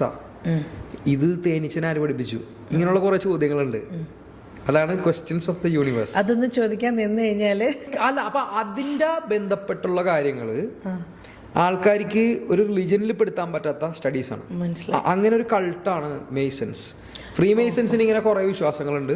ഫ്രീ മേസൺസിൽ സീക്രട്ട് സൊസൈറ്റി എന്ന് വിളിക്കാം. അപ്പോൾ അവരുടെ ആയിട്ടുള്ള പ്രത്യേക രീതികളുണ്ട്. അത് ഈ ഫ്രീ മേസൺസിനെ പറ്റി നമുക്ക് അധികം അറിയില്ല, കാരണം അതിലേക്ക് ആൾക്കാരെ കയറ്റാറില്ല. സെയിം വിത്ത് ഇലുമിനാറ്റി. അപ്പോൾ അതേപോലെ തന്നെ ആൾക്കാർക്ക് അപ്പോൾ പല ഊഹാപോഹങ്ങളുണ്ടാവും. പക്ഷെ ഇതെല്ലാം കുറേ സെൻസ് ഓഫ് ഡയറക്ഷനെ പറ്റി കാണും. പിന്നെ മാത്രമല്ല, ഇപ്പം എല്ലാവരെയും വിശ്വാസം അവരെ ഹെൽപ്പ് ചെയ്യട്ടെന്ന് പറയില്ലേ. ഞാനിപ്പോൾ ഓരോരുത്തരുടെ വിശ്വാസം വരുമ്പോൾ ദൈവം എന്നുള്ള വിശ്വാസം, ദൈവത്തിനെ സൃഷ്ടിക്കുന്നത് ഓരോ ആവശ്യങ്ങൾക്കായിരുന്നു. അതായത് ആദ്യം എല്ലാ റിലീജിയനിലെയും ഏറ്റവും സുപ്പീരിയർ ദൈവം മഴ ദൈവമായിരിക്കും, ഇന്ദ്രൻ, സ്യൂസ്, ജൂപ്പിറ്റർ. പിന്നീട് ഉള്ള ദൈവങ്ങളെല്ലാം മനുഷ്യൻ്റെ ഒരു ആവശ്യങ്ങളാണ്. ആദ്യം മനുഷ്യൻ ഫാർമറായിരുന്നു, അപ്പം മഴ വേണം, അപ്പം മഴ ദൈവങ്ങളെ സൃഷ്ടിച്ചു. പിന്നീട് മനുഷ്യൻ്റെ ആവശ്യങ്ങൾ കുടുംബം, അപ്പോൾ കുട്ടി ഉണ്ടാവണം, അപ്പോൾ അങ്ങനെ ആ ദൈവങ്ങളെ സൃഷ്ടിച്ചു. ഇങ്ങനെയാണ് പോയിക്കൊണ്ടിരിക്കുന്നത്. ശരിക്കും ദൈവം എന്തോ ദൈവം ഉണ്ടാവാം. ഇപ്പം ഞാൻ നേരത്തെ പറഞ്ഞ പോലെ കാപ്പിരി മുത്തപ്പൻ എന്ന് പറയുന്ന വിശ്വാസമുണ്ട് കൊച്ചിക്കാരി. കാപ്പിരി മുത്തപ്പനെ ഞാൻ ഇൻട്രൊഡ്യൂസ് ചെയ്യണവരെ കഥകളിലൂടെ കുറേ പേര് സംസാരിക്കില്ലായിരുന്നു. അപ്പോൾ കാപ്പിരി മുത്തപ്പനിൽ എനിക്ക് വിശ്വാസമുണ്ടോ എന്ന് ചോദിച്ച ആൾക്കാർ, ഞാനപ്പോൾ കാപ്പിരി മുത്തപ്പന് മുമ്പിൽ നിന്നൊരു ചുരുട്ട് വലിക്കും. കാപ്പിരി മുത്തപ്പന് എപ്പോഴും ചുരുട്ട് കൊടുക്കണമെന്നാണ്. അത് കാപ്പിരി മുത്തപ്പന് ഒരു കമ്പനി ആയിക്കോട്ടെ എന്ന് വിചാരിച്ചിട്ടാ. ഓക്കെ. അപ്പോൾ എനിക്ക് വിശ്വാസം ഉണ്ടോ ഇല്ലേ എന്ന് എനിക്കറിയില്ല. പക്ഷെ ഞാൻ ഇതൊക്കെ കഥകളായിട്ട് കാണുന്നു, നല്ല രീതിയിലുള്ള കഥകൾ. ഓക്കെ, നല്ല കഥകളാണ്, ഇത് എൻ്റെ നാടിൻ്റെ കഥകളാണല്ലോ. അപ്പോൾ ഞാനിതൊക്കെ പറയാറുണ്ട്. പക്ഷേ ഞാനിപ്പോൾ ഇവിടെ ഇരിക്കണതും ബിഗ് ബോസിൽ കയറിയതും ഒക്കെ ഈ കഥകൾ പറഞ്ഞു തുടങ്ങിയിട്ടാണ്. അപ്പോൾ എനിക്ക് വിശ്വാസം ഉണ്ടോ ഇല്ലേ എന്നുള്ളത് നിങ്ങൾ തീരുമാനിക്കുക. അപ്പോൾ ഈ പറഞ്ഞ പോലെ ഒരു എല്ലാവരുടെയും വിശ്വാസം ഞാൻ ഒരാളുടെ വിശ്വാസത്തിനെ ചോദ്യം ചെയ്യാറില്ല, ഇവരെ വിശ്വാസം മനസ്സിലാക്കാൻ നോക്കും. ഇപ്പൊ മേസണിക് ടെമ്പിൾ എന്ന് പറയുന്നത്, അപ്പൊ എനിക്കൊരു ചെറിയ സാധാരണ നാട്ടുകാർ പറഞ്ഞാൽ അത് ചാത്തൻ സേവയാണ്, അല്ലെങ്കിൽ അതൊരു ഇതെല്ലാം അറിയാൻ വേണ്ടിയുള്ള കൗതുകമുള്ളതുകൊണ്ട് ഞാൻ പോയി മനസ്സിലാക്കി. അപ്പോൾ അത് എനിക്ക് മനസ്സിലായി, ഓക്കെ, ഇവര് ദൈവം എന്നുള്ള കോൺസെപ്റ്റ് ബുക്കുകളിൽ പുരാണങ്ങളിലൊക്കെ പറഞ്ഞതിന് മുമ്പുള്ള ചിന്ത, അതാണ് മേസണിക് ടെമ്പിൾ. ഇനിയിപ്പോൾ നേരെ നമ്മൾ ബിഗ് ബോസിലേക്ക് പോയി കഴിഞ്ഞാൽ, ഇനിയിപ്പോൾ ബിഗ് ബോസിൻ്റെ ഫിനാലെ വരികയാണ്. ബിഗ് ബോസിൻ്റെ ഫിനാലേക്ക് നിങ്ങൾ അങ്ങോട്ട് ചെല്ലും എന്തായാലും. ഫിനാലേക്ക് ചെല്ലുമ്പോഴത്തേക്കിന് നിങ്ങൾക്ക് ഇഷ്ടമുള്ള ആൾക്കാരെ ഇഷ്ടമില്ലാത്ത ആൾക്കാരൊക്കെ അവിടെ ഇനി നിങ്ങൾ കയറാൻ പോകുന്ന ശരിക്കും പറഞ്ഞാൽ മത്സരിക്കുന്ന ആൾക്കാരായിട്ടല്ലല്ലോ. ഇനിയും പോകുന്ന വേറൊരു മൂഡിലായിരിക്കും പോകാൻ പോണത്. അപ്പം ആ സമയത്ത് ഇപ്പൊ ചെറിയ പിണക്കങ്ങളൊക്കെ ഉള്ളതെല്ലാം പറഞ്ഞു തീർക്കോ? പിണക്കം ഞാൻ അവിടെ ഉള്ളതെല്ലാം അവിടെ ഇട്ടിട്ട് പോകുന്നു, എക്സെപ്റ്റ് ലക്ഷ്മിയായിട്ട് മാത്രം. അവിടെ അവിടെ നിന്ന് ഇറങ്ങിയപ്പോൾ തന്നെ ഞാൻ പറഞ്ഞു, നമ്മളിപ്പോൾ 50 ദിവസം തികച്ച എല്ലാവരും ഇപ്പോൾ റെനമോളടക്കം, ഞാൻ അന്ന് കേക്ക് കട്ട് ചെയ്തപ്പോൾ ഞങ്ങൾ പറഞ്ഞായിരുന്നു 50 ദിവസം നമ്മൾ നിന്നെങ്കിലും വി ആർ ലെജൻസ്. 50 ദിവസം ഫസ്റ്റ് ദിവസം നിന്നത്. ലക്ഷ്മി എന്നൊക്കെ പറഞ്ഞു കഴിഞ്ഞാൽ വൈൽഡ് കാർഡായിട്ട് വന്നിട്ട് 50 ദിവസം ഒന്നും തികച്ചില്ല. ഞാൻ പറഞ്ഞതെന്ന് വെച്ചാൽ അവിടെ ആ ഗെയിം കളിക്കാൻ ഭയങ്കര ബുദ്ധിമുട്ടാണ്. പണിപ്പുരയിൽ 7ാമത്തെ സീസണിൽ തുല്യ ദുഃഖിതരാണ് എല്ലാവരും. പണി കിട്ടിയതിന് ഭക്ഷണം ഇല്ല, വസ്ത്രം ഇല്ല, ഇതൊക്കെ വൈൽഡ് ഗാർഡ്സിന് ആ പ്രശ്നമൊന്നും ഉണ്ടായിരുന്നില്ല. അപ്പം ആദ്യം തൊട്ടുണ്ടായിരുന്ന ആൾക്കാരുണ്ടല്ലോ, അവരാര് ജയിച്ചാലും നമ്മളെ ഹാപ്പിയാണ്. നേരത്തെ പറഞ്ഞ പോലെ ആദ്യം തൊട്ടുള്ളവർ ആ ഒരു കളി നാട്ടുകാരിലേക്ക് കൊടുത്തിട്ടുണ്ട്. അവരുടെ ഒരു ടെംപ്ലേറ്റ് ആയിക്കോട്ടെ, അവരുടെ ഒരു കളി ആയിക്കോട്ടെ, എല്ലാവരും കാണുന്നുണ്ട്. അപ്പോൾ ഞാൻ അവിടെ ചെന്നിട്ട് ഞാൻ ഒരു FC ബോയ് ആയിട്ട് ലാലേട്ടനോട് ചോദിച്ചു, FC ബോയ് ആയിട്ട് പോകുന്നു, FC ബോയ് ആയിട്ട് കയറുന്നു, FC ബോയ് ആയിട്ട് ഇറങ്ങുന്നു. എനിക്കിപ്പോഴും അത് തന്നെ ഉള്ളൂ. നമ്മൾ കൊടുത്തിരിക്കുന്ന ക്വാളിറ്റി ഇല്ലേ, അത് ആൾക്കാരുടെ പുറത്ത് ഇമ്പ്രസ് ആയിട്ടുണ്ടെങ്കിൽ അത് കളയാനുള്ള ഒന്നും ചെയ്യില്ല. അപ്പം അവിടെ ചെല്ലുമ്പോൾ ഞാൻ തന്നെ ആയിരിക്കും. ഈ നേരത്തെ പറഞ്ഞ പോലെ ഇവരെല്ലാവരും ഇപ്പം നമുക്ക് ഇഷ്ടമുള്ള കണ്ടസ്റ്റൻസ് പോകുമ്പോൾ നമ്മൾ അൺഫെയർ എവിക്ഷൻ എന്ന് പറയും അല്ലേ, അത് നാട്ടുകാരിൽ ഉണ്ടാക്കിയിരിക്കുന്ന ഒരു ഇംപ്രഷനാണ്. ഇത്രയും കണ്ടതിൽ അൺഫെയർ ആയിട്ടുള്ള എവിക്ഷൻ നിങ്ങളൊഴികെ പുറമെ ബാക്കിയുള്ള കണ്ടസ്റ്റൻസിൽ കണ്ടതിൽ എവിക്റ്റ് ആയത് അയ്യോ എവിക്റ്റ് ആവേണ്ട ആളായിരുന്നില്ല എന്ന് തോന്നിയത് ആരായിരുന്നു? എനിക്കിപ്പോൾ രഞ്ജിത്ത് മുൻഷി എന്തിനാ പോയെന്ന് എനിക്കറിയില്ല ഇപ്പോഴും. ഫസ്റ്റ് ആഴ്ചയൊക്കെ ഓക്കെ. അപ്പം നമ്മളത് പറയുമ്പോൾ നമ്മൾ ആ കളി അവിടെ നിന്ന് കളിക്കുന്ന ആളല്ലേ, അതിൻ്റെ അകത്തുനിന്ന് നമ്മൾ പുറത്തിറങ്ങിയിട്ട്, ഞാനിപ്പോൾ എൻ്റെ എപ്പിസോഡൊന്നും കണ്ടിട്ടില്ല, തിരിച്ചു വന്നിട്ട് പുറത്ത് ആൾക്കാർ എങ്ങനെ കാണുന്നതെന്ന് അറിയില്ല, മനസ്സിലായി. അതിപ്പോൾ നമുക്കൊന്നും പറയാൻ പറ്റില്ല. അപ്പം ഫെയർ എന്നുള്ളത് we leave it to the audience.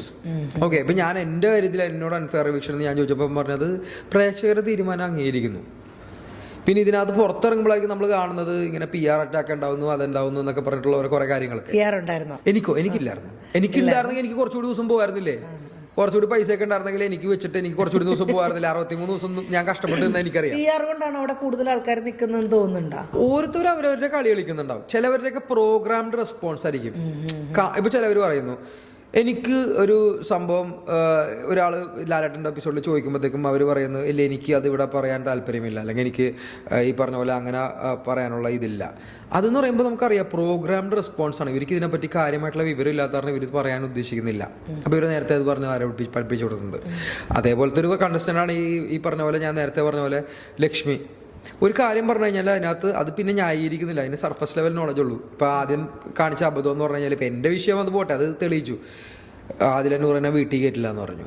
അപ്പോൾ ലാലേട്ടൻ പറഞ്ഞു ഞാൻ വീട്ടിൽ കയറ്റാന്ന്. പിന്നെ അവരെ അമ്മ വന്നിട്ട് പറയുന്നു അവരെ സിറ്റ് ഔട്ടിൽ ഇരുത്താന്ന്.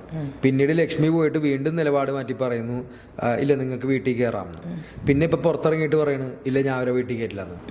അപ്പോൾ എന്താണ് അതിൻ്റെ ഒക്കെ അങ്ങനത്തെ ഒരാളെന്ന് പറഞ്ഞു കഴിഞ്ഞാൽ ഈ പറഞ്ഞ പോലെ ഒരു ഗെയിമിനകത്ത് ഇങ്ങനെ ചെയ്തു കഴിഞ്ഞാൽ ഇത്രയും ആൾക്കാരെ സപ്പോർട്ട് കിട്ടും എന്നുള്ള നേരത്തെ അറിഞ്ഞുകൊണ്ട്. അപ്പോൾ ഞാനിപ്പോൾ LGBTQ-നെ എതിർത്ത് നിൽക്കാം, അപ്പോൾ എനിക്ക് മറ്റേ 2 ജെൻഡർ സ്ക്വാഡിൻ്റെ സപ്പോർട്ട് കിട്ടും, അല്ലെങ്കിൽ ഈ LGBTQ വിരോധികളുടെ സപ്പോർട്ട് കിട്ടും.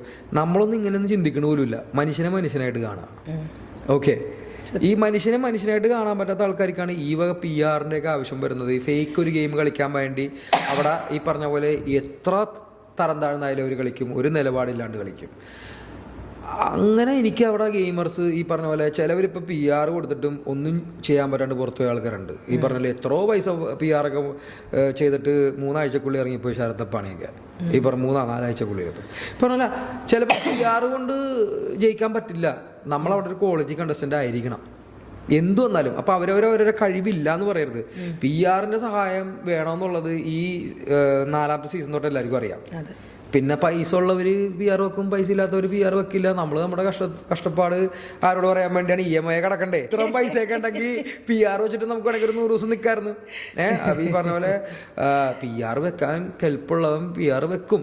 അവന്റെ കളി അതിനനുസരിച്ചായിരിക്കണം. ഒരു കളിയില്ലാത്തവർ പുറത്തിറങ്ങിപ്പോ ഒരു 50 ദിവസം പോലെ തയ്ക്കില്ല. ഇപ്പൊ നിൽക്കുന്നതിൽ ഏറ്റവും നല്ല ഗെയിമർ ആണെന്നാ തോന്നുന്നത്. ഇപ്പൊ നിൽക്കുന്നതിൽ ഏറ്റവും നല്ല ഗെയിമറോ? ഞാൻ നേരത്തെ പറഞ്ഞ പോലെ ഫസ്റ്റ് ദിവസം തൊട്ട് സെയിം ഗെയിം കളിച്ചുകൊണ്ടിരിക്കുന്ന ആൾക്കാർ, അത് ചിലപ്പോൾ ഫെയർ ആവാം, അൺഫെയർ ആവാം, ചീപ്പ് ആവാം, ഡേർട്ടി ആവാം, ഫേക്ക് ആവാം, എന്നാലും ഒരു ഗെയിം തന്നെ കളിച്ചുകൊണ്ടിരിക്കുന്ന ആൾക്കാർ, അനീഷ്, അനുമോൾ, അക്ബർ, ഈ 3 പേരും ഫസ്റ്റ് ദിവസം തൊട്ട് അവർ കളിക്കണം എന്താണ് അവരത് കളിക്കുന്നുണ്ട്. ഓക്കെ, സത്യം. അവരും അതേപോലെ തന്നെ അവരുടെ ട്രാൻസിഷൻ നോക്കിക്കോ. ഇപ്പൊ ഈ പറഞ്ഞ പോലെ അനീഷ് എല്ലാവരെയും എതിർത്ത് നിന്നു. അപ്പം നമ്മൾ ആ സമയത്ത് അവനെ എതിർത്ത് നിന്നില്ല. കാരണം വെച്ചാൽ അവന്റെ ഗെയിം നമുക്ക് മനസ്സിലായി. അപ്പം നമുക്ക് വിസിബിലിറ്റി കിട്ടിയില്ല, നമുക്കറിയാം. കാരണം അനീഷിനെ എതിർത്ത് നിന്നവർക്കൊക്കെ വിസിബിലിറ്റി കിട്ടി. അനീഷ് എല്ലാവരും ആയതൊട്ട് എതിർത്ത് നിൽക്കുന്നു. അനീഷ് പിന്നീട് ഒരു എന്താ അതിൻ്റെ പേര്, ആ ഒരു ഫേസിൽ നിന്ന് മാറി പിന്നീട് ആൾക്കാർക്ക് ഒരു കോമണർ, മലയാള ഭാഷ എന്നൊക്കെ ഉള്ള രീതി. ഞാനും കോമണർ ആണല്ലോ, എന്നെ ആർക്കറിയാം. അല്ല, അനീഷ് ഒരുപാട് പ്രോഗ്രാമിലൊക്കെ വന്നിട്ടുള്ളത്. കറക്റ്റ്. അപ്പൊ പറഞ്ഞ അനീഷിന്റെ ഗെയിം മനസ്സിലായല്ലോ. അപ്പൊ എല്ലാവർക്കും അറിയാം അനീഷിന്റെ ഗെയിം എന്താണെന്ന്. അത് അനീഷിന്റെ സ്ട്രോങ് പോയിന്റ് ആണ്. അയാളിപ്പോ ഫേക്ക് ആണോ, അയാളിപ്പോ ഈ ഗെയിമിന് വേണ്ടി ഇങ്ങനെ കളിക്കുകയാണോ, പഠിച്ചു വന്നിട്ട് കളിക്കുകയാണോ എന്ന് എന്ത് വേണമെങ്കിലും ആയിക്കോട്ടെ, എന്ത് ഊഹം വേണമെങ്കിലും വെക്കാം. അയാളുടെ ടെംപ്ലേറ്റിനോട് ട്രൂ ആണ്, സത്യസന്ധ പുലർത്തുന്നു ആ ടെംപ്ലേറ്റിനോട്. അപ്പൊ അനീഷ് ആ രീതിയിൽ തന്നെ പോയിക്കൊണ്ടിരിക്കുന്ന കാരണം അനീഷ് ജയിച്ചോട്ടെ. അല്ലെങ്കിൽ അനുമോള് വേണമെങ്കിൽ ഡ്രാമ ക്വീൻ ആയിരിക്കാം, തീരെ പ്രോഗ്രസീവ് അല്ലാത്ത ആളാവാം. അല്ലെങ്കിൽ അനുമോള് ചിലപ്പോൾ ഈ പറഞ്ഞ പോലെ ഒരു കുലസ്ത്രീ മോഡാവാം. എനിക്ക് അനുമോളായിട്ട് ഒരുപാട് അഭിപ്രായ വ്യത്യാസമുണ്ട്. ഞാൻ അനുമോള് നല്ല ഫ്രണ്ട്സും. എനിക്ക് അനുവിനെ കുറെ കാലമായിട്ട് അറിയാം. അപ്പോൾ അനുമോള് എന്താണെന്ന് പുറത്ത് എനിക്കറിയില്ല. ഞാൻ അനുമോളിനെ ഈ ഷോയിലാണ് കാണുന്നത്. ആസ് എ ഗെയിമർ അനുമോളുടെ ഗെയിം എന്തു വേണമെങ്കിലും ആയിക്കോട്ടെ, നമ്മൾ ആരും ജഡ്ജ് ചെയ്യില്ലല്ലോ. അവരുടെ ഗെയിം ആയിരിക്കും അത്. അങ്ങനെയാണെങ്കിൽ അവർ ആ ഗെയിം ആദ്യം തൊട്ട് അവസാനം വരെ നല്ല രീതിയിൽ കളിച്ചിട്ടുണ്ട്. അപ്പൊ അവരും ജയിക്കാൻ ഡിസർവിങ് ആണ്. പുറത്ത് ആൾക്കാർ പലതും പറഞ്ഞോട്ടെ, അതൊന്നും നോക്കണ്ട. പിന്നെ അടുത്തത് അക്ബർ കണ്ണിങ് ആയിരിക്കാം, പുറത്തേന്ന് കുത്തുന്നവനാവാം, എന്ത് വേണമെങ്കിലും ആവാം. അവന്റെ ഗെയിം മനസ്സിലാക്കിയ ആളായതുകൊണ്ട് ഞാൻ ഇറങ്ങിയപ്പോഴത്തേക്കും അവന്റെ സ്ട്രോങ് ഒപ്പോണന്റാ. യൂഷ്വലി എല്ലാ സ്പോൺസർ ടാസ്ക് വരുമ്പോൾ ടീം അക്ബർ, ടീം ഒനിൽ ഇതായിരിക്കും ബിഗ് ബോസിന്. അല്ലെങ്കിൽ സംസാരിക്കാനുള്ള 2 ഇതുള്ള. പിന്നെ ഡിബേറ്റിന് എന്നെ മോഡറേറ്റർ ആക്കി ബിഗ് ബോസ്. എന്നിട്ട് ഈ പറഞ്ഞ പോലെ ഞാനപ്പോൾ അക്ബറും ഞാനും എതിർ ടീമാണെങ്കിലും നമുക്ക് ഒപ്പോണന്റിനോട് റെസ്പെക്ട് ഉണ്ടല്ലോ. അപ്പൊ ആ രീതിയിൽ ഞാൻ പറയാണ്, അക്ബർ ദ ഗെയിമറായിട്ട് ഞാൻ ചിലപ്പോൾ എപ്പോഴും എതിരായിരിക്കും, പക്ഷെ അക്ബർ ദ ഹ്യൂമൻ ബീങ് ആയിട്ട് നല്ല ഫ്രണ്ട് ആയിരിക്കും. അക്ബറും ഫസ്റ്റ് ദിവസം തൊട്ട് അവന്റെ കളി കളിക്കുന്നത്, അവന്റെ ട്രാൻസിഷൻ നോക്കി അറിയാം. അവനൊരു ഗ്രൂപ്പ്, പിന്നെ ഗ്രൂപ്പിനൊക്കെ നമുക്ക് പറഞ്ഞു വിട്ട്, പിന്നെ അവൻ ഒറ്റക്ക് വേറെ ചെറിയ ഗ്രൂപ്പ്, പിന്നെ അതും പറഞ്ഞു വിട്ട്, പിന്നെ ഇപ്പൊ അവൻ ഒറ്റക്ക് കളിക്കുന്നുണ്ട്.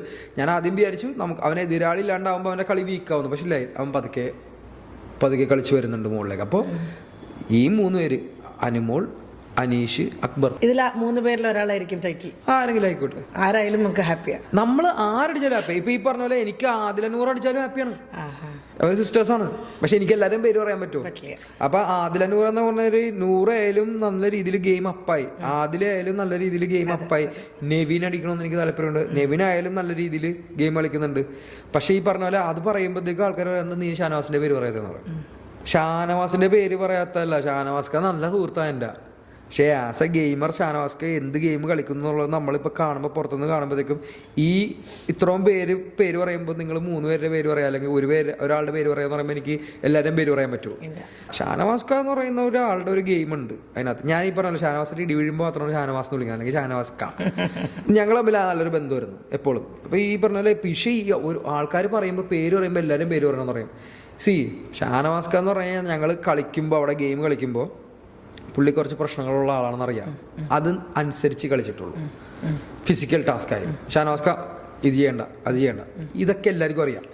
അപ്പോൾ ഈ പറഞ്ഞ പോലെ ഷാനവാസ്കയുടെ ഒരു ഗെയിം, പുള്ളിയുടെ എന്ത് ഗെയിം ആണെങ്കിലും ആയിക്കോട്ടെ, പുള്ളിയായിട്ട് നമ്മൾ ഗെയിമിൽ ചിലപ്പോൾ അഗ്രി ചെയ്യണമെന്നില്ല, നിർബന്ധമില്ല. പക്ഷേ ആസ് ഫ്രണ്ട്സ് നല്ല ഇതാണ്. പക്ഷേ ആ ഗെയിം മതിയോ ജയിക്കാൻ, അതെനിക്കറിയില്ല.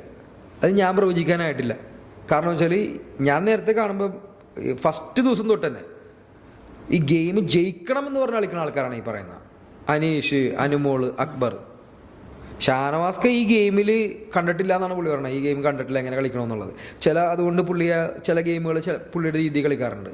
ഇനി അത് പുള്ളിയുടെ ഗെയിമാണോ എന്ന് നമുക്കറിയില്ല. പക്ഷേ പുള്ളി ഒരു ഗെയിമറാണ്, നല്ല ഗെയിമറാണ്.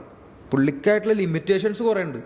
അത് വെച്ച് നോക്കുമ്പോഴത്തേക്കുമാണ് ഈ 3 പേരുടെ പേര് പറയാൻ പറ്റുന്നത്. അല്ലെങ്കിൽ എല്ലാവരുടെയും പേര് പറയാം, ആരും വേണമെങ്കിലും അടിച്ചോട്ടെ, നല്ലതാണ്. ഏറ്റവും ഇഷ്ടമുള്ള ഫുഡ് എന്താ അവനില്ല? ഭക്ഷണമോ? ഒരെണ്ണം പറയാൻ പറ്റില്ല, ഒരുപാട് ഇഷ്ടങ്ങളാണ്. ഏറ്റവും ഇഷ്ടമുള്ള ഭക്ഷണം എന്ന് പറഞ്ഞു കഴിഞ്ഞാൽ എല്ലാവരും അമ്മയുടെ ഭക്ഷണം എന്ന് പറയുള്ളൂ. പക്ഷേ അത് ഇപ്പോൾ ഒരു ഭയങ്കര കോമൺ ആൻസർ അല്ലേ. ഏറ്റവും ഇഷ്ടമുള്ള ഭക്ഷണം എന്ന് പറഞ്ഞു കഴിഞ്ഞാൽ, ശരിക്കും പറഞ്ഞു കഴിഞ്ഞാൽ എനിക്ക് തീരെ ഒരു കഥയില്ലാത്ത ഭക്ഷണം ഇഷ്ടമല്ല. എന്തെങ്കിലും ഒരു കഥ വേണം, എന്തെങ്കിലും ഒരു കഥ വേണം ആ ഭക്ഷണത്തിന്. തീരെ കഥയില്ലാത്ത ഭക്ഷണം, അതായത് ഇപ്പം ചിലപ്പോൾ അത് ഒരു പക്ഷേ എന്തു വേണമെങ്കിലും ആവാം, അതിന് നമുക്ക് എന്ത് വേണമെങ്കിലും ഒരു തീരെ കഥയില്ലാത്തൊരു ഭക്ഷണം കഴിക്കാൻ താല്പര്യമില്ല. ഒരു കഥയൊക്കെ വേണം, എന്തെങ്കിലുമൊക്കെ പറയണമെങ്കിൽ, അല്ലെങ്കിൽ ഈ പറഞ്ഞ പോലെ ഒരു സുഖമില്ലാണ്ടായി. ഉനിയിൽ വരുന്നെന്ന് അറിഞ്ഞപ്പം ഉനിലിനോട് ഒരു കാര്യം ചോദിക്കണമെന്നുണ്ടായിരുന്നു. വേറൊന്നുമല്ല, ഫുഡിനെ പറ്റി ഒത്തിരി അറിയാവുന്നതുകൊണ്ടാണ് കേട്ടോ ആ ചോദ്യം ചോദിക്കുന്നത്. എല്ലാവർക്കും നമ്മളൊക്കെ പനിയൊക്കെ വരുമ്പം അമ്മയൊക്കെ പറയും കഞ്ഞിയും പയറും കഴിച്ചാൽ മതി, മീറ്റൊന്നും കഴിക്കേണ്ട, ഭയങ്കര ദഹനക്കേട് വരും. ശരിക്കും കഞ്ഞിയും പയറും ആണോ വേഗം ദഹിക്കുക, അതോ നോൺ ആയിട്ടുള്ള ഫുഡാണോ വേഗം ദഹിക്കുക? ഡിപ്പെൻസ് എത്ര ക്വാണ്ടിറ്റി കഴിച്ചെന്നുള്ള പോലെ. എന്നാലും നോർമലി നമ്മൾ പറയില്ല, ഇച്ചിരി പോലും നമുക്ക് ഇറച്ചി മീനൊന്നും തരില്ല. കാരണം കഞ്ഞിയും പയറും കഴിച്ചാൽ വേഗം ദഹിക്കും. നിറച്ച് കഞ്ഞി കുടിച്ചോ മക്കള്, നിറച്ച് അങ്ങനെ പറഞ്ഞു. എൻ്റെയൊക്കെ നാട്ടിലൊക്കെ അങ്ങനെയാണ്. പണ്ട് നമ്മളെല്ലാവരും ഈ പറഞ്ഞ പോലെ ഒരു കോംപ്ലക്സ് കാർബ്സ് ഒരുപാട് കൺസ്യൂം ചെയ്യും. നമ്മളിപ്പോൾ ശബരിമല പോകുമ്പോൾ അസ്ത്രം എന്ന് പറഞ്ഞ ഒരു ഭക്ഷണം കഴിക്കില്ലേ, അതെന്ന് പറഞ്ഞു കഴിഞ്ഞാൽ അത്രയും സ്പീഡിൽ ആ നമ്മുടെ കാർബോഹൈഡ്രേറ്റ്സ് ബേൺ ചെയ്യാനുള്ളത് നമുക്ക് വർക്കുണ്ട്. കിളക്കാൻ പോകുമ്പോഴായിരുന്നു ആൾക്കാർ ഇത്രയും കഞ്ഞി കുടിക്കുന്നത്. ഇപ്പോൾ കേരളത്തിൽ ഏറ്റവും കൂടുതലുള്ളത് പ്രോട്ടീൻ ഡെഫിഷ്യൻസിയാണ്. നമ്മൾ ഒരു മല പോലെ ചോറും ഒരു ഇത്തിരി പ്രോട്ടീൻ കഴിച്ചിട്ട് ഒരു കാര്യമില്ല. പിന്നെ ചിലവർക്ക് ഞാൻ ചെറുപ്പം തൊട്ട് വളർന്നു വന്നിരിക്കുന്ന സാഹചര്യം പുറത്തായിരിക്കും, വ്യത്യാസം ഉണ്ടാവും. അപ്പോൾ എനിക്ക് കഞ്ഞി എന്ന് പറയുന്ന ഭക്ഷണം ഞാൻ പനി പിടിച്ച് കിടക്കുമ്പോഴാണ് നല്ലത്, അല്ലാത്ത സമയത്ത് ഞാൻ കഞ്ഞി കഴിക്കാറില്ല. അപ്പോൾ എനിക്കതൊരു മരുന്നിൻ്റെ ആയിട്ടുള്ള സമയമായിട്ടുള്ള ഒരു കാര്യമാണ്. അപ്പോൾ എല്ലാവർക്കും അങ്ങനെ ഒരു ഭയങ്കര ഒരു വീട്ടിൽ തരുന്ന ഒരു ഫീലിംഗ് ഉണ്ട് കഞ്ഞിനെ പറ്റി. കഞ്ഞി സോൾവ്സ് എവറിത്തിങ്, കഞ്ഞി ഈസ് ദ യൂണിവേഴ്സൽ ഹീലർ. അപ്പൊ അങ്ങനെ ഒരു ഫീലിംഗ് നമുക്കുണ്ട്. അപ്പൊ കഞ്ഞീനെ ഞാനിപ്പോ നേരത്തെ പറഞ്ഞ പോലെ ഒരു ആസ്പിറിനായിട്ടാണ് കൂട്ടണം. എനിക്ക് പനി വരുമ്പോ വരുന്ന സാധനം, എന്റെ പനിയെല്ലാം മാറ്റാൻ വേണ്ടി കഞ്ഞി. അപ്പൊ ഈ പറഞ്ഞ പോലെ അങ്ങനെയാണ് ഞാൻ കഞ്ഞീനെ കണ്ടേക്കണം. പക്ഷെ ഈ പറഞ്ഞ പോലെ അതൊരു ഓരോരുത്തരൊരു അറ്റാച്ച്മെന്റ് ആണ് കഞ്ഞീനോടുള്ളത്. എനിക്ക് ആ അറ്റാച്ച്മെന്റ് ഉണ്ടാവണമെന്നില്ല കഞ്ഞീനോട്. പക്ഷെ ഭക്ഷണം വെച്ച് നോക്കുമ്പോഴത്തേക്കും നമ്മളെ ക്വാണ്ടിറ്റി അനുസരിച്ച് നമ്മൾ എന്ത് കൺസ്യൂം ചെയ്യുന്ന അതിൻ്റെ ക്വാണ്ടിറ്റി നമുക്ക് ദഹിക്കാൻ തീരെ സാഹചര്യം ഇല്ലാത്ത സമയം എന്ന് പറയുമ്പോഴത്തേക്കും നമ്മളപ്പോൾ കൂടുതലും പ്രോബയോട്ടിക്സ് കഴിക്കണം. പ്രോബയോട്ടിക്സ് ഞാൻ ഫെർമെൻ്റ് ചെയ്ത കുറേ സാധനങ്ങൾ ഭക്ഷണങ്ങൾ ഉണ്ടാക്കാറുണ്ട്. അപ്പോൾ പ്രോബയോട്ടിക്സ് നമ്മുടെ ഡയറ്റിൽ ഉൾപ്പെടുത്തി കഴിഞ്ഞാൽ നമുക്ക് ഒരുപാട് ഈ പറഞ്ഞ പോലെ ദഹനത്തിൻ്റെ ഇഷ്യൂസൊക്കെ മാറി കിട്ടും. നമ്മൾ നന്നായിട്ട് ശരീരം നോക്കുകയാണെങ്കിൽ ഇറച്ചി കഴിച്ചാലും വിഷയമില്ല, ദഹനത്തിന് പ്രശ്നം ഉണ്ടാവില്ല. കാരണം അത് കഞ്ഞിയും പയറും തന്നെ ആവണമെന്ന് നിർബന്ധമില്ല. അത് കൺസ്യൂം ചെയ്യുന്ന ക്വാണ്ടിറ്റി പോലെ ഇരിക്കും. അളവിൽ കൂടുതൽ ഒന്നും കഴിക്കാൻ പാടില്ല. അതെ അതെ, അളവിൽ കൂടുതൽ ഇപ്പൊ എന്താ പറയാ, നമ്മൾ എന്ത് കഴിച്ചാലും മറ്റേ അമൃത് കഴിച്ചാലും അമൃതം വിഷാദം പറയില്ല. ഇനിയിപ്പോ ബിഗ് ബോസിൽ പോകല്ലേ അങ്ങോട്ട്, അവിടെ ചെന്ന് കഴിഞ്ഞിട്ടൊരു ഭയങ്കര സന്തോഷമായിരിക്കും. കാരണം ഞങ്ങളൊക്കെ അവിടെ നിന്ന് ഇറങ്ങിയിട്ട് ഞങ്ങൾക്ക് അങ്ങനെ തിരിച്ചു പോകാൻ പോലും പറ്റില്ലല്ലോ. 64 ദിവസം 74 78 ആ സീസണിൽ നിന്ന് പോയി കൂട്. കാരണം നിങ്ങൾക്ക് അറ്റ്ലീസ്റ്റ് ഒരു വട്ടം കൂടെ തിരിച്ചു പോകല്ലോ. എനിക്കൊക്കെ ഇനി എന്നെ ആഗ്രഹം എന്നറിയാം ആ വീട്ടിൽ കയറാൻ, ഭയങ്കര ആഗ്രഹമല്ലേ ഇനി ആ വീട്ടിൽ. അതെ അതെ, ആ ഇത്രയും ദിവസം അവിടെ നിൽക്കുന്ന അത്രയും നല്ലത്. അത്രയും ദിവസം ബാങ്കിന്റെ ഒന്നും വിളിയുണ്ടാവില്ല EMI വേണ്ടി. പറഞ്ഞ പോലെ നല്ലൊരു എക്സ്പീരിയൻസ് ആണ് ബിഗ് ബോസ്. പോയി കഴിഞ്ഞാൽ പറ്റി ഈ വീട്ടുകാരുടെ ശല്യമില്ല, നാട്ടുകാരുടെ ശല്യമില്ല, ഈ പറഞ്ഞ പോലെ ഈ ബാങ്കുകാരുടെ ശല്യമില്ല, ഒന്നും ഒരു ശല്യമില്ല. അതുകൊണ്ടാണ് ബിഗ് ബോസിന് ബിഗ് ബോസ് നമുക്കൊരു ഈ പറഞ്ഞ പോലെ എന്താണ് അതിന്റെ പേര്, ഇങ്ങനെയുള്ള ലോക കാര്യങ്ങളൊന്നും ചിന്തിക്കാണ്ട് നമുക്ക് നമ്മുടെ സ്വന്തം ഗെയിമിനെ ഫോക്കസ് ചെയ്തൊക്കെ നടക്കാം. ജീവിക്കുന്നതാണോ ബിഗ് ബോസിനകത്ത് ജീവിക്കുന്നതാണോ ടഫ്? ഓഫ് കോഴ്സ് ബിഗ് ബോസിനകത്ത് ജീവിക്കുന്നതാണ്. കാരണം ബിഗ് ബോസിനകത്ത് നമ്മള് നമ്മുടെ മെന്റൽ സ്ട്രെങ്ത് വേറെ ലെവലായിരിക്കണം, ഷാർപ്നെസ് കൂടുതലായിരിക്കും, ഫോക്കസ് വരണം. ഇപ്പൊ ഞാനൊരു മിഡ് വീക്ക് എവിക്ഷനിൽ പോയി, ആ സമയത്ത് ഞാൻ ഫോക്കസ് തിരിച്ചു വരുത്താൻ വേണ്ടി കുറെ കാര്യങ്ങൾ ചെയ്തു. ഒരു പൂവിനെ സാങ്കല്പികമായിട്ടൊരു ക്യാരക്ടറാക്കി മാറ്റി, അതിന് പേരൊരു വീനസ് എന്നിട്ടു. പൂവിന് ഒരു പ്ലാസ്റ്റിക് പൂവ്, അതിനകത്ത് എത്ര പൂവുകളുണ്ട്, എത്ര മുള്ളുകളുണ്ട്, ഇതൊക്കെ ഉണ്ടെന്നൊക്കെ, എത്ര ഇലകളുണ്ടെന്നൊക്കെ എണ്ണി.